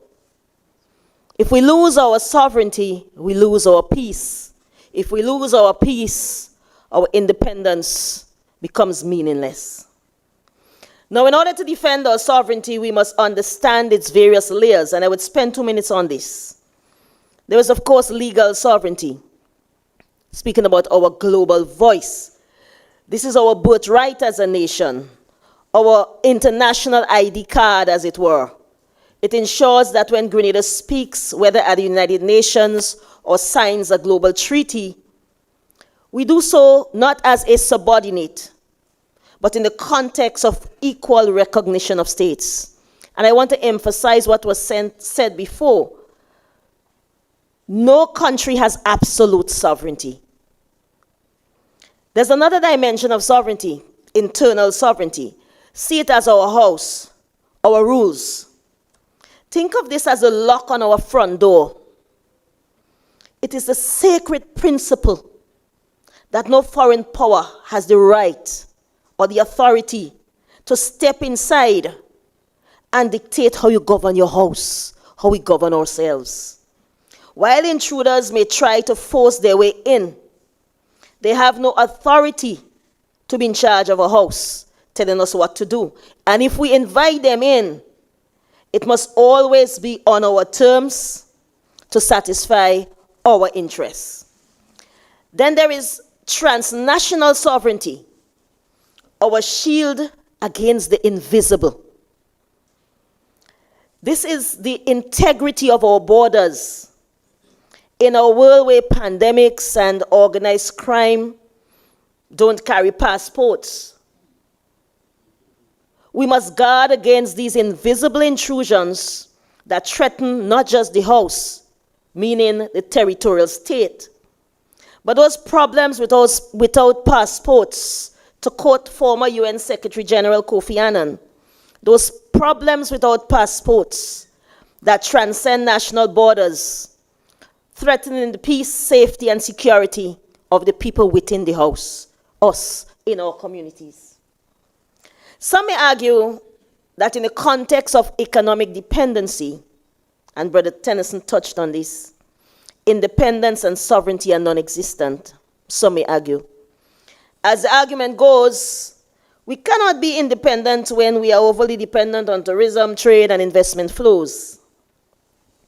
While I understand and appreciate the interconnectedness of the global economy, I do not share that view.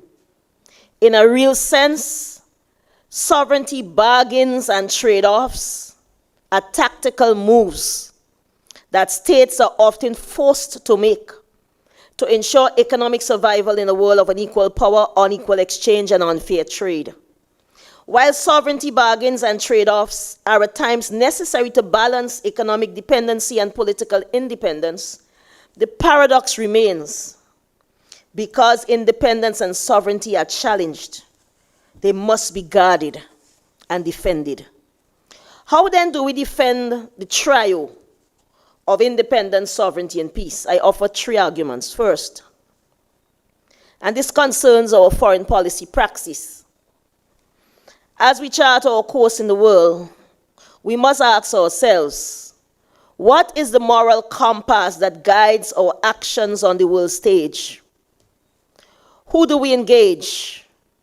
Do we have the power to decide? On what platforms do we stand to advocate for our interests? Do we have the will to decide? Which causes do we have the courage to champion? When is neutrality strategic? Errol Barrow's mandate, Friends of All, Satellites of None, resonates loudly in the current historical moment. So as we commemorate 52 years as an independent state, our foreign policy cannot be a series of accidents. Despite the fact that the unprecedented is fast becoming the norm, small states' foreign policy must not be grounded in fear, but must be anchored in courage, tempered by wisdom, and exercised through strategic diplomacy. Elsewhere, I have defined strategic diplomacy as the art of finding diplomatic equilibrium by forging strategic alliances with traditional and non-traditional partners and skillfully combining regionalism, bilateralism, and multilateralism to mitigate threats and optimize possibilities. I often make the point that foreign policy needs to be multifaceted but not schizophrenic. There is need for pragmatism without opportunism. Diplomatic equilibrium means being agile but ethical. Strategic diplomacy includes large doses of principle, neutrality, genuine non-alignment, tactical advocacy, solidarity, and peace. Small developing states such as those in the Caribbean must resist the temptation to engage in risky global intercourse even as they must simultaneously balance resistance and adaptation to a disruptive world. Now the government, this government or any other Caribbean government, we do not have all the answers. There is a role for civil society, and I heard you, Wendy. There's a role for the intellectual class and concerned citizens to organize ourselves to defend the ideas that will protect our independence, sovereignty, and peace. I call for a foreign policy think tank consisting of state and non-state actors to ensure foreign policy decisions are based on strategy, not just survival. My second point to defend independence, sovereignty, and peace is the cover of a regional shield. Isolation is a death sentence in a world of giants. Defending sovereignty requires a regional approach. And why regionalism? Collective diplomacy can promote collective resilience. Regionalism provides a larger platform on which to stand to confront a world order that was not designed with our interest in mind. CARICOM 14 votes can be used as leverage to strengthen our collective bargaining power and provide collective protection from internal and external threats. Now, we all will agree that CARICOM has not always lived up to the expectations of Caribbean citizens. In fact, the regional movement has faltered along the way. In my own critique of CARICOM, I often use what I call a 4 Ps framework. I argue that CARICOM is prime ministerial, piecemeal, paper-based, and people-less, and that it needs to move beyond a halfway house to a more mature and deeper regionalism. But despite its weaknesses, I do not defend the Caribbean community and the OECS because the institutions are perfect. I defend them because the resilience of our people is unbreakable. Despite the bureaucratic cracks in our union, I stand by the OECS and CARICOM as the only fortress capable of protecting the collective dignity of the Caribbean spirit. Third, in order to defend independence, sovereignty, and peace, I call for a great Grenadian reset. I borrow from the late Barbadian philosopher Dr. George Lamin, who advocated for a sovereignty of the imagination. This requires a monumental shift in how we think about ourselves and how we think about our condition. A great reset requires that we become architects of our own solutions, even when external conditions are unfavorable. This means investing in our food, our own energy, in our people. Because if our citizens are hungry or hopeless, our sovereignty is at risk. If levels of criminality increase, our peace is jettisoned. Again, Grenada cannot go it alone. Collaboration and partnerships with Africa, Latin America, and other countries in the global south are necessary imperatives.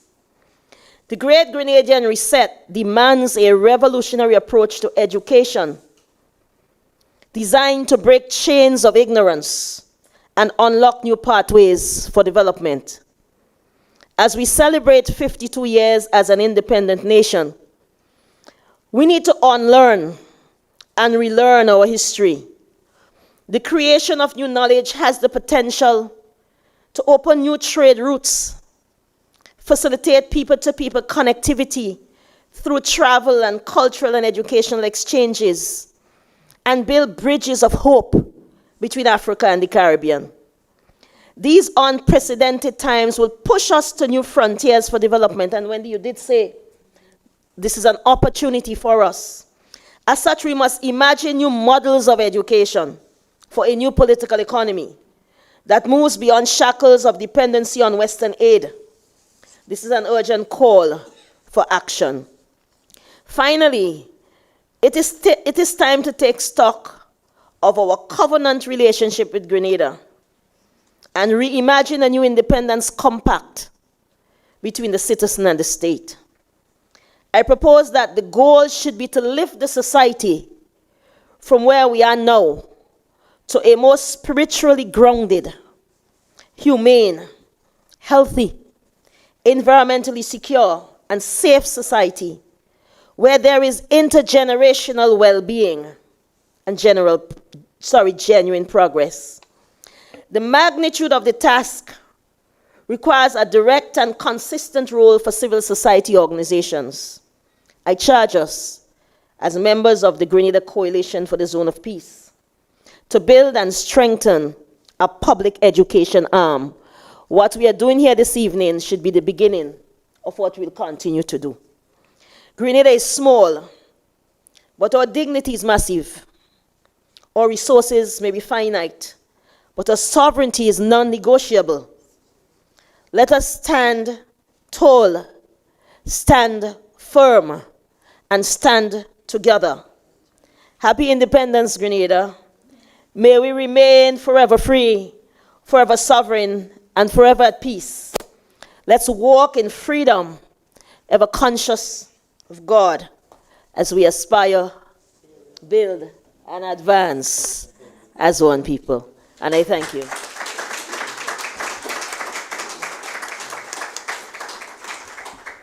Our final presenter for tonight's proceeding, Dr. Grenade. Again, audience, I want you to give a round of applause to all of our panelists for 5 wonderful presentations tonight. Very informative, thought-provoking. We measured the region. We went down or back in our history, and we celebrated some of our accomplishments, highlighted one of our national heroes, and from the time he was a child to the very namesake institution we are sitting in tonight to engage in intellectual discourse, speaking about Grenada and its 52nd independence celebration. This part of tonight's panel discussion, it would be, of course, the engagement with you, the audience. So we're at a time when the floor will be open and you would have the opportunity to engage with the panelists, and I'm sure the panelists would have an opportunity to even expound further on the topics they presented on, and even veer from that and be able to share with you much more in terms of the depth and the knowledge and experience that they bring in tonight's proceedings. So the floor is now open. I think there's a mic stand. Not I think, there's that mic. Okay, so we would have someone passing the mic around. So as I said, the floor is open, and you feel free to ask your question to either of the panelists. And of course, we also have a panelist that is in the virtual space. So please remember that. So, and that's Dr. Joseph.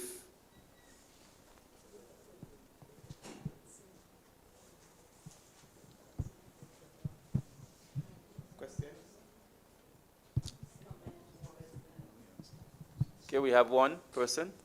It's on? Yes. Oh yeah, I would just like to ask Dr. Joseph. By the way, I'm one of his students at the University of the West Indies. It's really nice to see him and so on. And he gave me goosebumps because I teach the syllabus, which is to do with World War I and World War II, and I'm seeing the parallel and the similarities with the mentality of Adolf Hitler and Donald Trump, which is what we refer to something, you know, not a nationalist, not an internationalist, but what we refer to as jingoistic nationalism, and how and how that would affect us with that mentality in the modern independent states, the United States as well as we in the Caribbean, as modern independent states in a modern world. Thank you very much, Mr. Noel. And that's for Dr. Joseph Online. Your student is once again in the classroom, and I'm sure you're proud Well, we are all in the Javi. classroom. I'm very, very happy to see him actually. So, good night to all. It's amazing what this new world can do, how it can keep us in touch, even though we're very far. I won't take too long in my answer, but to just tell you, my brother, that the condition you have described, many theories have been arguing that the conditions we're seeing in terms of the global environment match very closely the interwar period. And in fact, it looks like all of the conditions which led to the Second World War are actually resembling those same conditions today. So in another place, I had spoken to an audience and I told them, I'm not trying to be morbid or fatalistic, but it is very, very likely that we're going to move very shortly into a third world war. And I just want to say something about the condition in relation to the United States of America and that the fascism analogy. What we see with Donald Trump and the USA is what you can see as dismantling of the post-war order. So, Brother Gill had spoken of the Bretton Woods system. So all of the institutions which had been built after the Second World War, the WTO, the IMF, the GATT, the United Nations, the multilateral trading system, with the US at the center of it. So the system was actually built to facilitate US power, which is what is so interesting with the Canadian Prime Minister's Carney's admission. He said, everything we're saying here now, he said it already. But basically the world was established in a way, we call it a rules-based system, but it wasn't really a rules-based system, it was really a system to facilitate US hegemony. And according to Carney, well, we winked our eye and we agreed with it because some countries benefited from it. Let's call it the Western hegemonic powers. The critical thing happening now is that Donald Trump is dismantling all of the institutions which help to shape US power. And that is one of the enigmas of the system, one of the enigmas of the present moment. Why is the main country which benefited from all of the arrangement of the post-war order busy dismantling? Okay, I think my thing cut off. I don't know. Sorry, I'm still here. Sorry about it. I thought I had cut off. Why is it, sorry, my apologies. Why is it dismantling the very institutions that had facilitated its strength? And the simple reason for that can simply be that the US can no longer sustain its hegemony. So we can't ignore the rise of China. We can't ignore the rise of the BRICS. And in other words, all of the institutions which had facilitated US power can no longer work in such a way to sustain US power. And that's how MAGA can be understood both in its domestic dimension and its global dimension. So MAGA is really saying, make America great again. Let's go back to the old racist 1950 period, the Ku Klux Klan period, a white supremacist period. And MAGA, make America great again. Let us now act as if we are the only world power. But the truth of the matter is, just as in the case of the end of fascism, it was a kind of last resort, which the world, in its multi-complex, multi-integrated, systemic way of arranging itself, does not allow. And when Dr. Grenada, who is the international relations expert, will always tell you that the world system always emerges to crush that kind of hegemon and establishes rules that, because, and I will end on that note, it is simply not sustainable. So just imagine you were to rule the world using force and armies and invading countries. That is impossible. That is just a common sense would tell you it is an impossibility.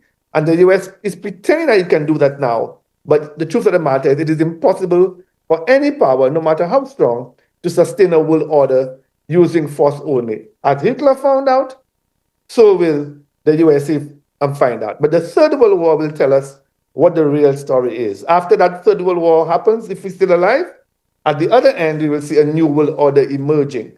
But we certainly know that a war is coming, because that is the only way hegemons rise and fall and great powers collapse and so forth. And that's the context, I think, in which the independence of Grenada can be understood now. Grenada's 52nd anniversary of its independence, like the rest of the Caribbean, is taking place in a moment where a third world war is coming. So everything we're discussing about domestic politics, international relations, Caribbean regionalism has to be understood within this context of a declining world power and the possibilities, the very strong possibilities of a global military conflict, which will then resolve some of these questions at the other end, on the other side, if we are there to see it and to mark it.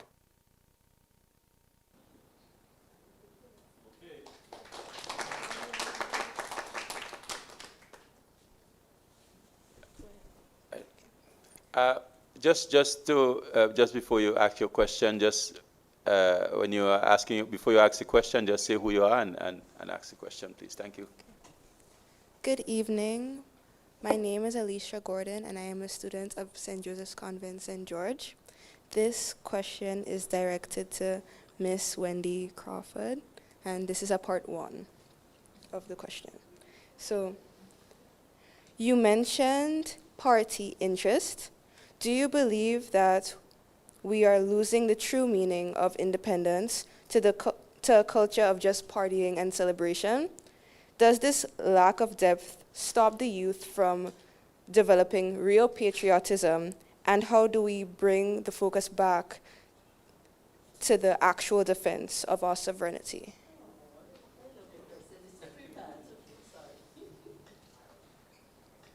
So the first,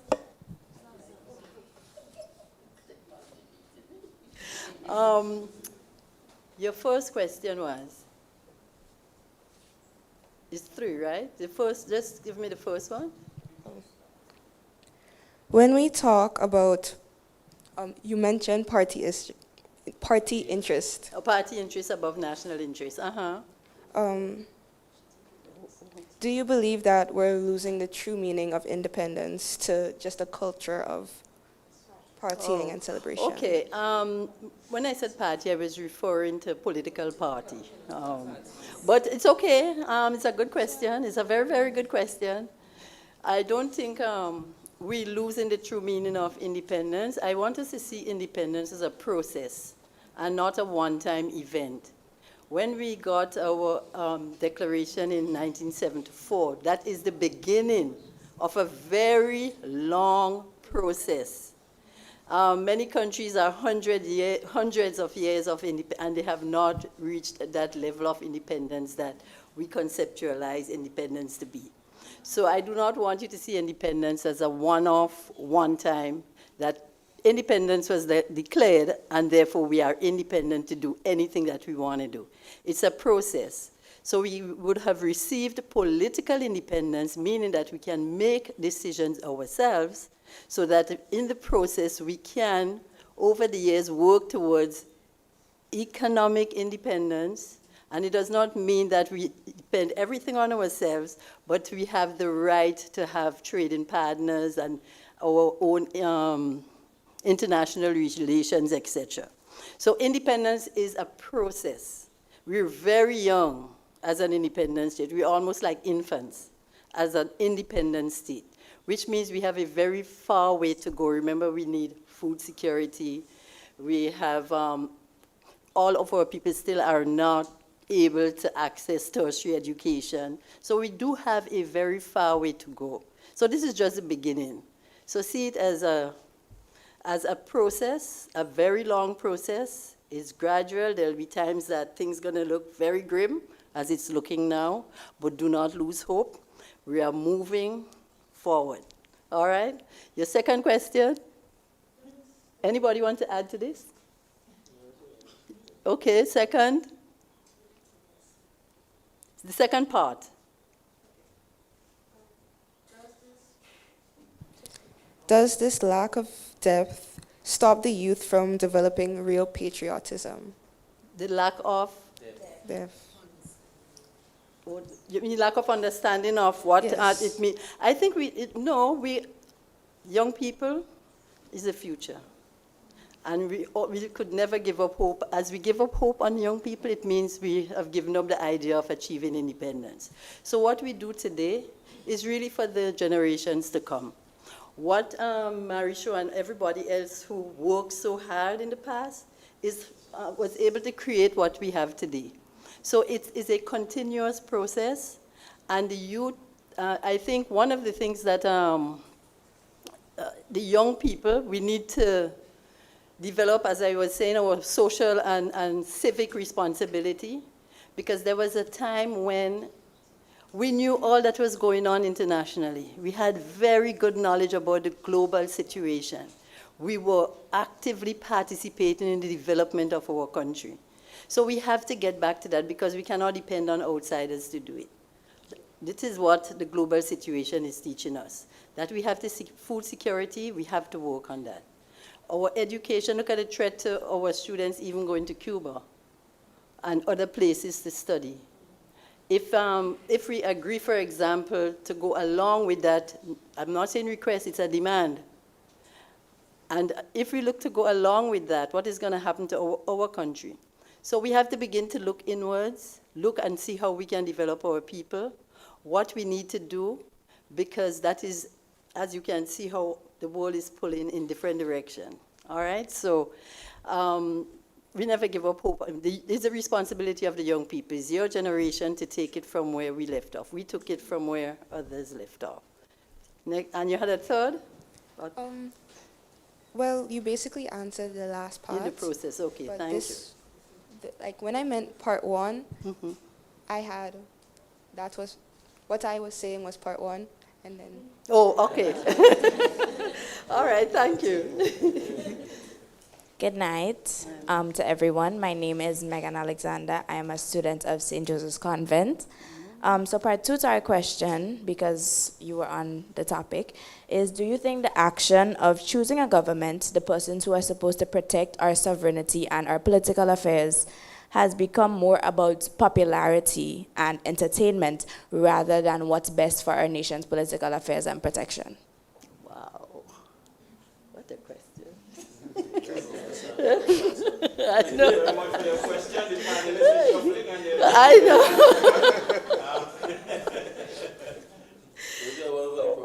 Boy, I tell you, Professor, here we have a political scientist. When he repeat your question. Okay, so do you think, well, any of the panelists think that the action of choosing a government, the persons who are supposed to protect our sovereignty, independence, and political affairs, I forgot independence the first time, has become more about popularity and entertainment rather than what's most suited to our political affairs, independence, and sovereignty? Thanks for your question. And then there's an assumption in your question that says we should be more concerned with our independence and our sovereignty and not necessarily with popularity. Am I hearing that assumption? No, we weren't really assuming. We were more so stating something that is clear to sight. You know, you can see it in, it's clear to see. You can see it in what's happening every day. Yes. So I'm hearing a call for a different kind of politics. I'm hearing a call for politics that goes beyond partisan loyalty, a politics that goes beyond just blind support for political parties, perhaps based on patronage and clientelism and what you can get from a political party. I've always argued that we have to move from what I call the politics of survivability to a politics for sustainability, where we think about inclusiveness, we think about participation. What happens after you vote? You cast your vote. What then happens in between the years? Do you have a voice? Is there accountability? How are you represented? Do you feel merely as a voter or do you feel as a citizen?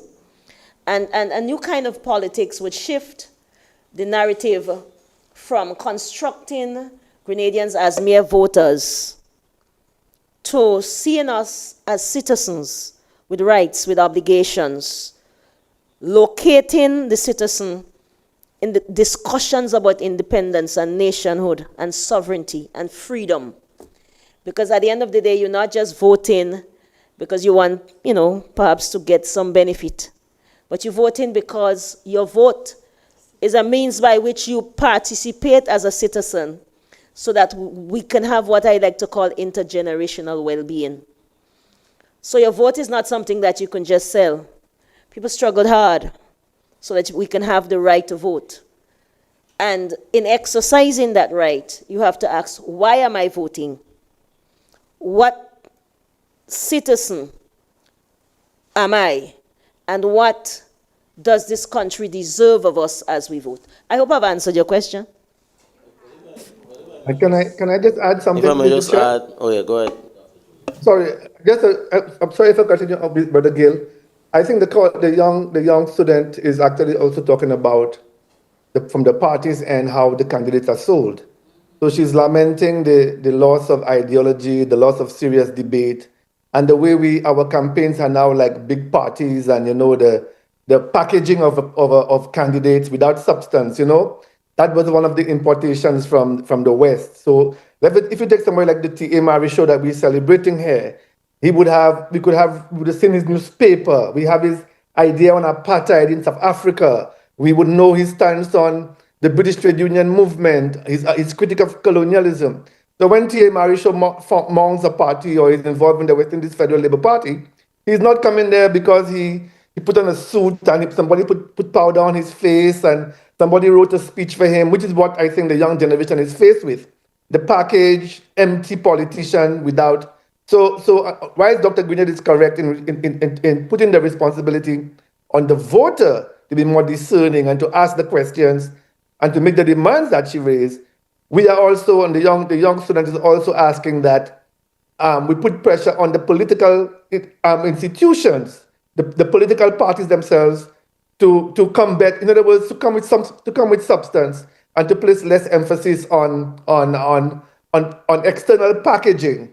And that is also linked to the issue of freedom and sovereignty, because if in the same silence that Brother Gill spoke about, it's very interesting that the student's question led to a first reaction of silence. But I found it very interesting that when Brother Gill's example about when the Prime Minister is asked about, the Prime Minister of a country should be able to have a position on what is happening with the militarization of troops in Trinidad, because he's the leader of a country. I saw in the current election, I'll make it very short, in the current election going on in Barbados, a reporter, the DLP had a press conference. The leader of the opposition had a press conference. A reporter is asking him about the Maduro situation, and he said, "I prefer to defer to CARICOM." That's the kind of silence, because if you're going to be a future Prime Minister of Barbados, before the election, you should have a view on what the thing means. So that is what I think the student is referring to. And it's a rightful and correct demand that she's seeing the emptiness of it, the packaging of it. You have 15 people, you put them in suits, you have mass parades and dances on stage, and then you vote for them. You've never heard one view about what's their view on West Indies cricket, what's their view on regionalism, what's their view on nothing of the sort.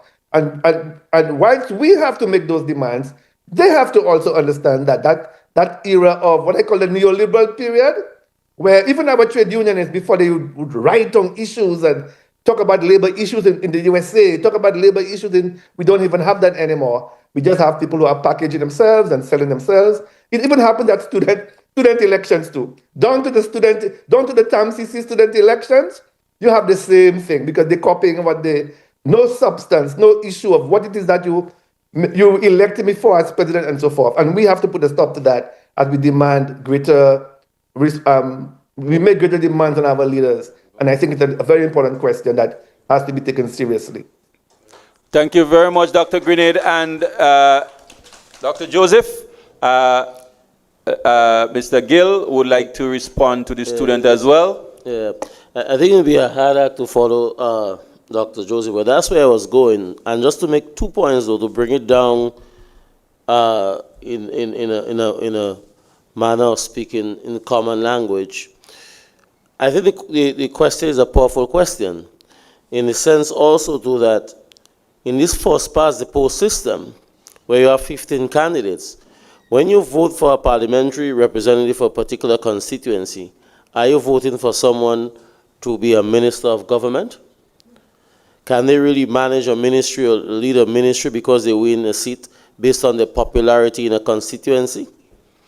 And those are the persons that we expect to man and to lead different ministries of health and foreign affairs and the economy and so on, because you're the most popular man in your village or in your parish. So that, I think, is a very, very powerful issue. Then also now with the issue of social media, see a lot of politicians, political hopefuls and so on, using the social media platform here again to garner popularity and so on and so forth. Not so much on substance again, but in showmanship. And that's another issue that I think voters, students, nationals and so on, that you need to ask ourselves that in this particular geopolitical situation, where all of these difficult questions have been asked, all of these different international maneuverings between powerful states and small island states like ourselves, is it the system of government, the first past the post, is it the best? Is it working in our interest? Just to raise the question, but I think, Thank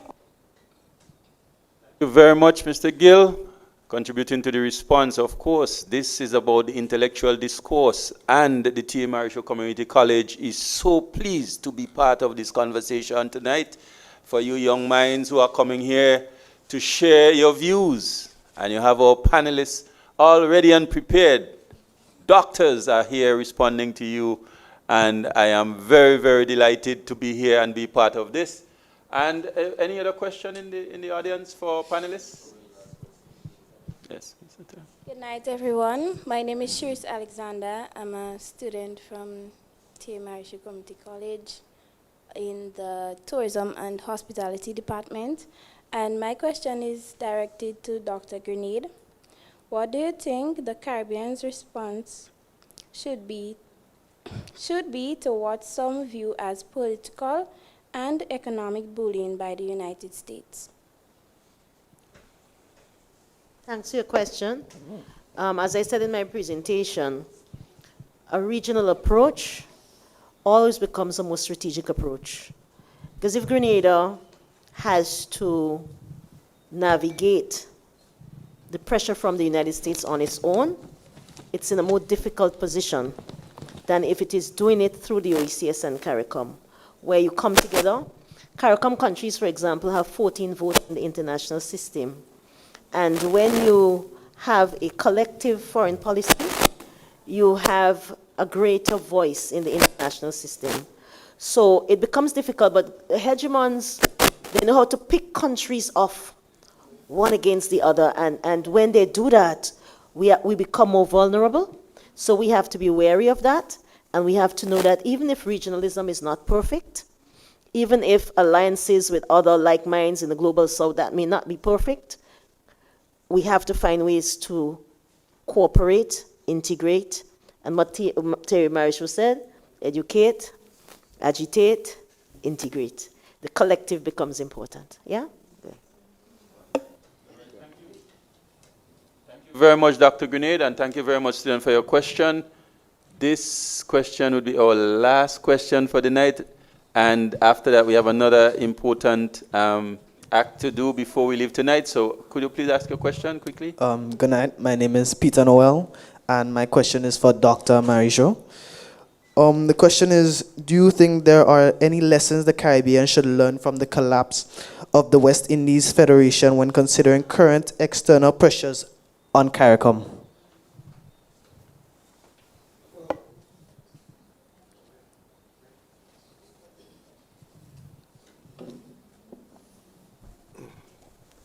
As I mentioned in my presentation, the West Indies Federation, which collapsed in 1962, was due to several factors. Lack of economic integration and self-sufficiency. There were some cultural and linguistic differences, political rivalries, and different visions for the region, as well as external pressures. There were people who certainly didn't want to see a federation succeed in the Caribbean. Certainly with a united Caribbean, as Dr. Grenade was saying, we have greater bargaining power. And they can't pick us off one by one as they seem to be doing at the present time. And so the challenges that we face now that led to the dissolution of the Federation saw now territories opting for independence separately. So it is important to draw the lessons from that failure and correct them for the future. Because we understand, and we should, as political scientists and so on, analyze why the revolution failed in the first case. And we are destined to make the same mistakes if we do not see the need to come together. The ideal of a unified Caribbean is still very, very relevant today. And we've seen it pretty much in our daily lives, and we've seen the hegemon asserting itself in ways that it never did before. And the only way we can confront that is not by each individual nation, fighting on its own, but us coming together with a united voice. I still believe that the West Indies Federation had a chance to succeed, even though Jamaica pulled out. I think if Trinidad had, taken the leading position and continued that process, Jamaica at some point would have been knocking the door to try to come back in. But because they were so myopic, because there were forces that were against Federation succeeding actually, the leaders at the time, despite their goodwill, capitulated. Europe is a typical example. They followed our lead, The European Union followed our lead. We are one of the first regions in the world to actually accomplish a federation of islands in the way that we accomplish it, and particularly for that particular point in time in our history. And so it is important that we learn those lessons going forward, because if we don't learn those lessons, we see how easy it is right now. We see St. Lucia saying yesterday we're not sending students to Cuba anymore, and others will follow. Trinidad also said so. One of the Trinidad foreign ministers just said the same thing. And the people who are dividing us and ruling us now, they're not stepping up and saying, okay, so you're not going to Cuba, but we will step up and provide the scholarships and help you. They're not doing that at all. It's just fend for yourself. All of the countries that have been helping us.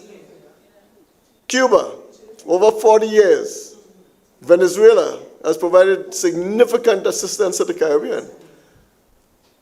And we are just about to capitulate, bury your head in the sand like an ostrich, and just allow what the hegemon is dictating to us to happen. And we can't allow that. If we're talking about sovereignty and independence in this day and age, we have to stand up. As I mentioned Maurice Bishop. In that time, he said, we are not in anybody's backyard. And when we say so because we are sovereign states, no matter how small we are. And that's why we fought so many years to achieve this. And if we cannot defend that in this day and age, even with an aggressive United States, because we have to understand that they don't do anything for us, they don't care about us. The world is changing. We have to start. In fact, I just came from Africa.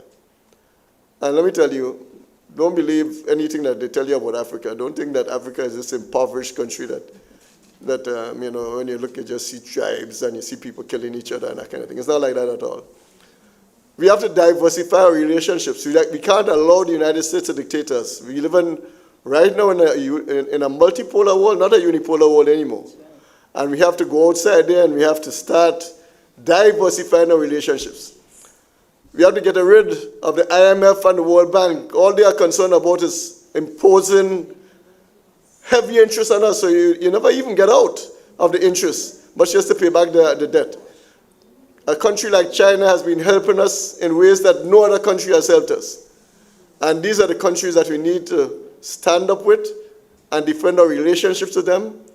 Develop relations with Africa, because Africa is probably the greatest emerging nation right now after China.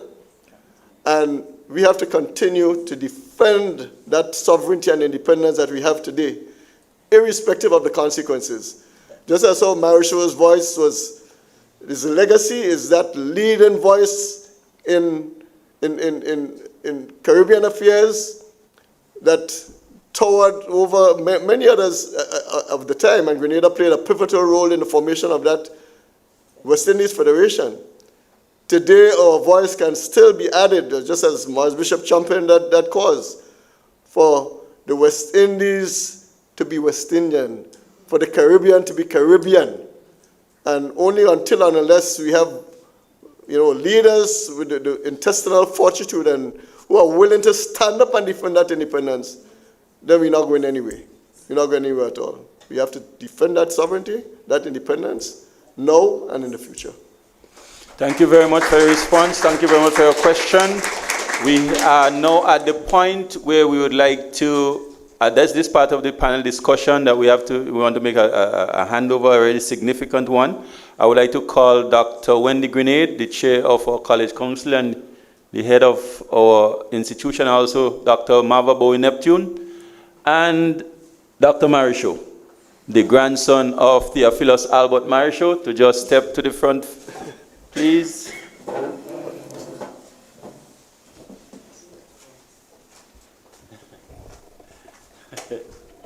We're told that this is the first time that Dr. Terence Marisho has been invited to speak at TAMCC. And we wanted to honor him this evening. So I am inviting the registrar of the college, Dr. Marva Bowie-Neptune, to do the honors. Thank you. Good night, everyone. So on the occasion of the 52nd anniversary of independence, the T.M. Marisho Community College, that include our council, our principal and senior managers, faculty, staff of the college, we wish to present, and our students, of course, we wish to present to Dr. Marisho this inaugural TAMCC Award for Social Activism and Civic Consciousness. So, Dr. Marisho, we want to thank you very much for coming tonight, and we want to present this to you. At this point, we'll take a picture. Step forward. Go in front, go in front. We want a proper picture. Yes, after we finish. For GIS. Yes, for GIS, yes.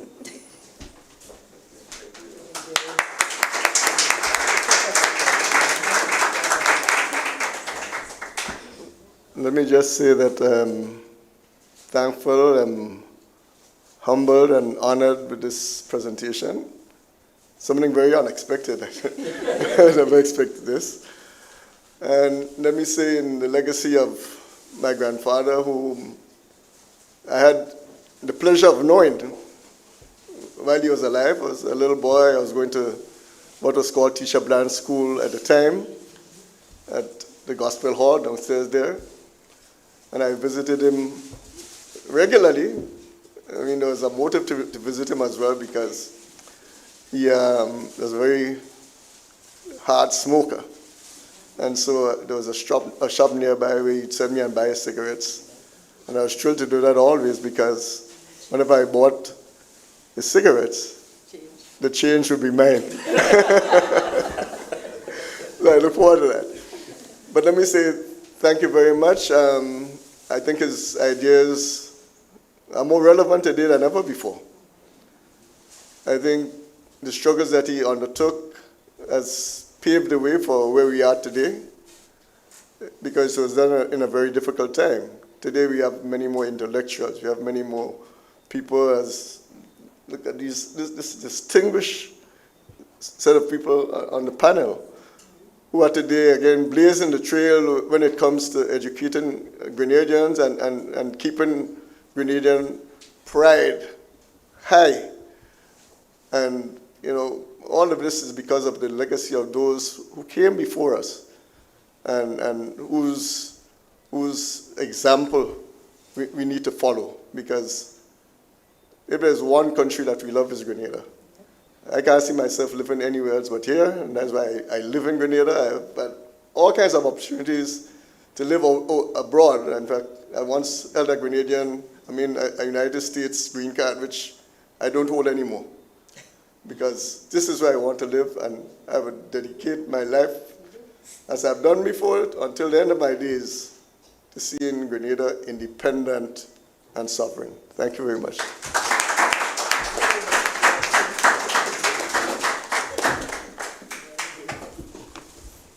Audience, Thank you. and our online viewers, I'm sure you would agree with me that we had a wonderful panel discussion tonight. So give a round of applause again to all of our panelists.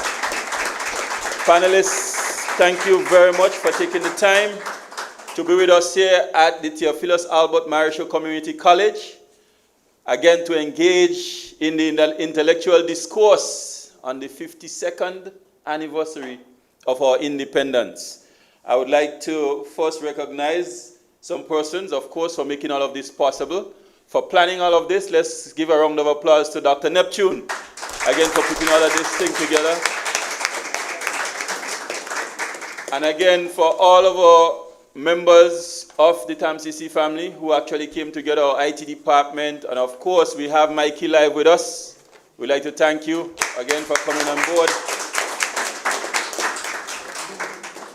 And you, the attendees, for being such an interesting, engaged audience.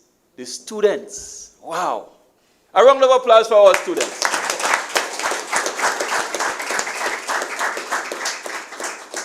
And I know we have our 4 distinguished members of the panel, and of course 1 virtually as well. 5, yes, I'm going to recognize Dr. Joseph online there, sitting very comfortable there. To say a special thank you on behalf, of course, the College Council, our senior management team, faculty, and staff of the Theophilus Albert Marischal Community College. I'm not using the acronym tonight because we need to really give the recognition to a stalwart, a hero, not just a Grenadian hero, but a regional hero for what he has done, for what we are enjoying today as what we call work in progress, an independent nation. I want to thank each and every one of you for a wonderful presentation tonight. TAMCC is the fertile ground for intellectual discourse. Let our friends, your family, and your neighbors know that that's where it happens, right here at TAMCC. Each and every one of you, have a good night, get home safely, and we thank you very much.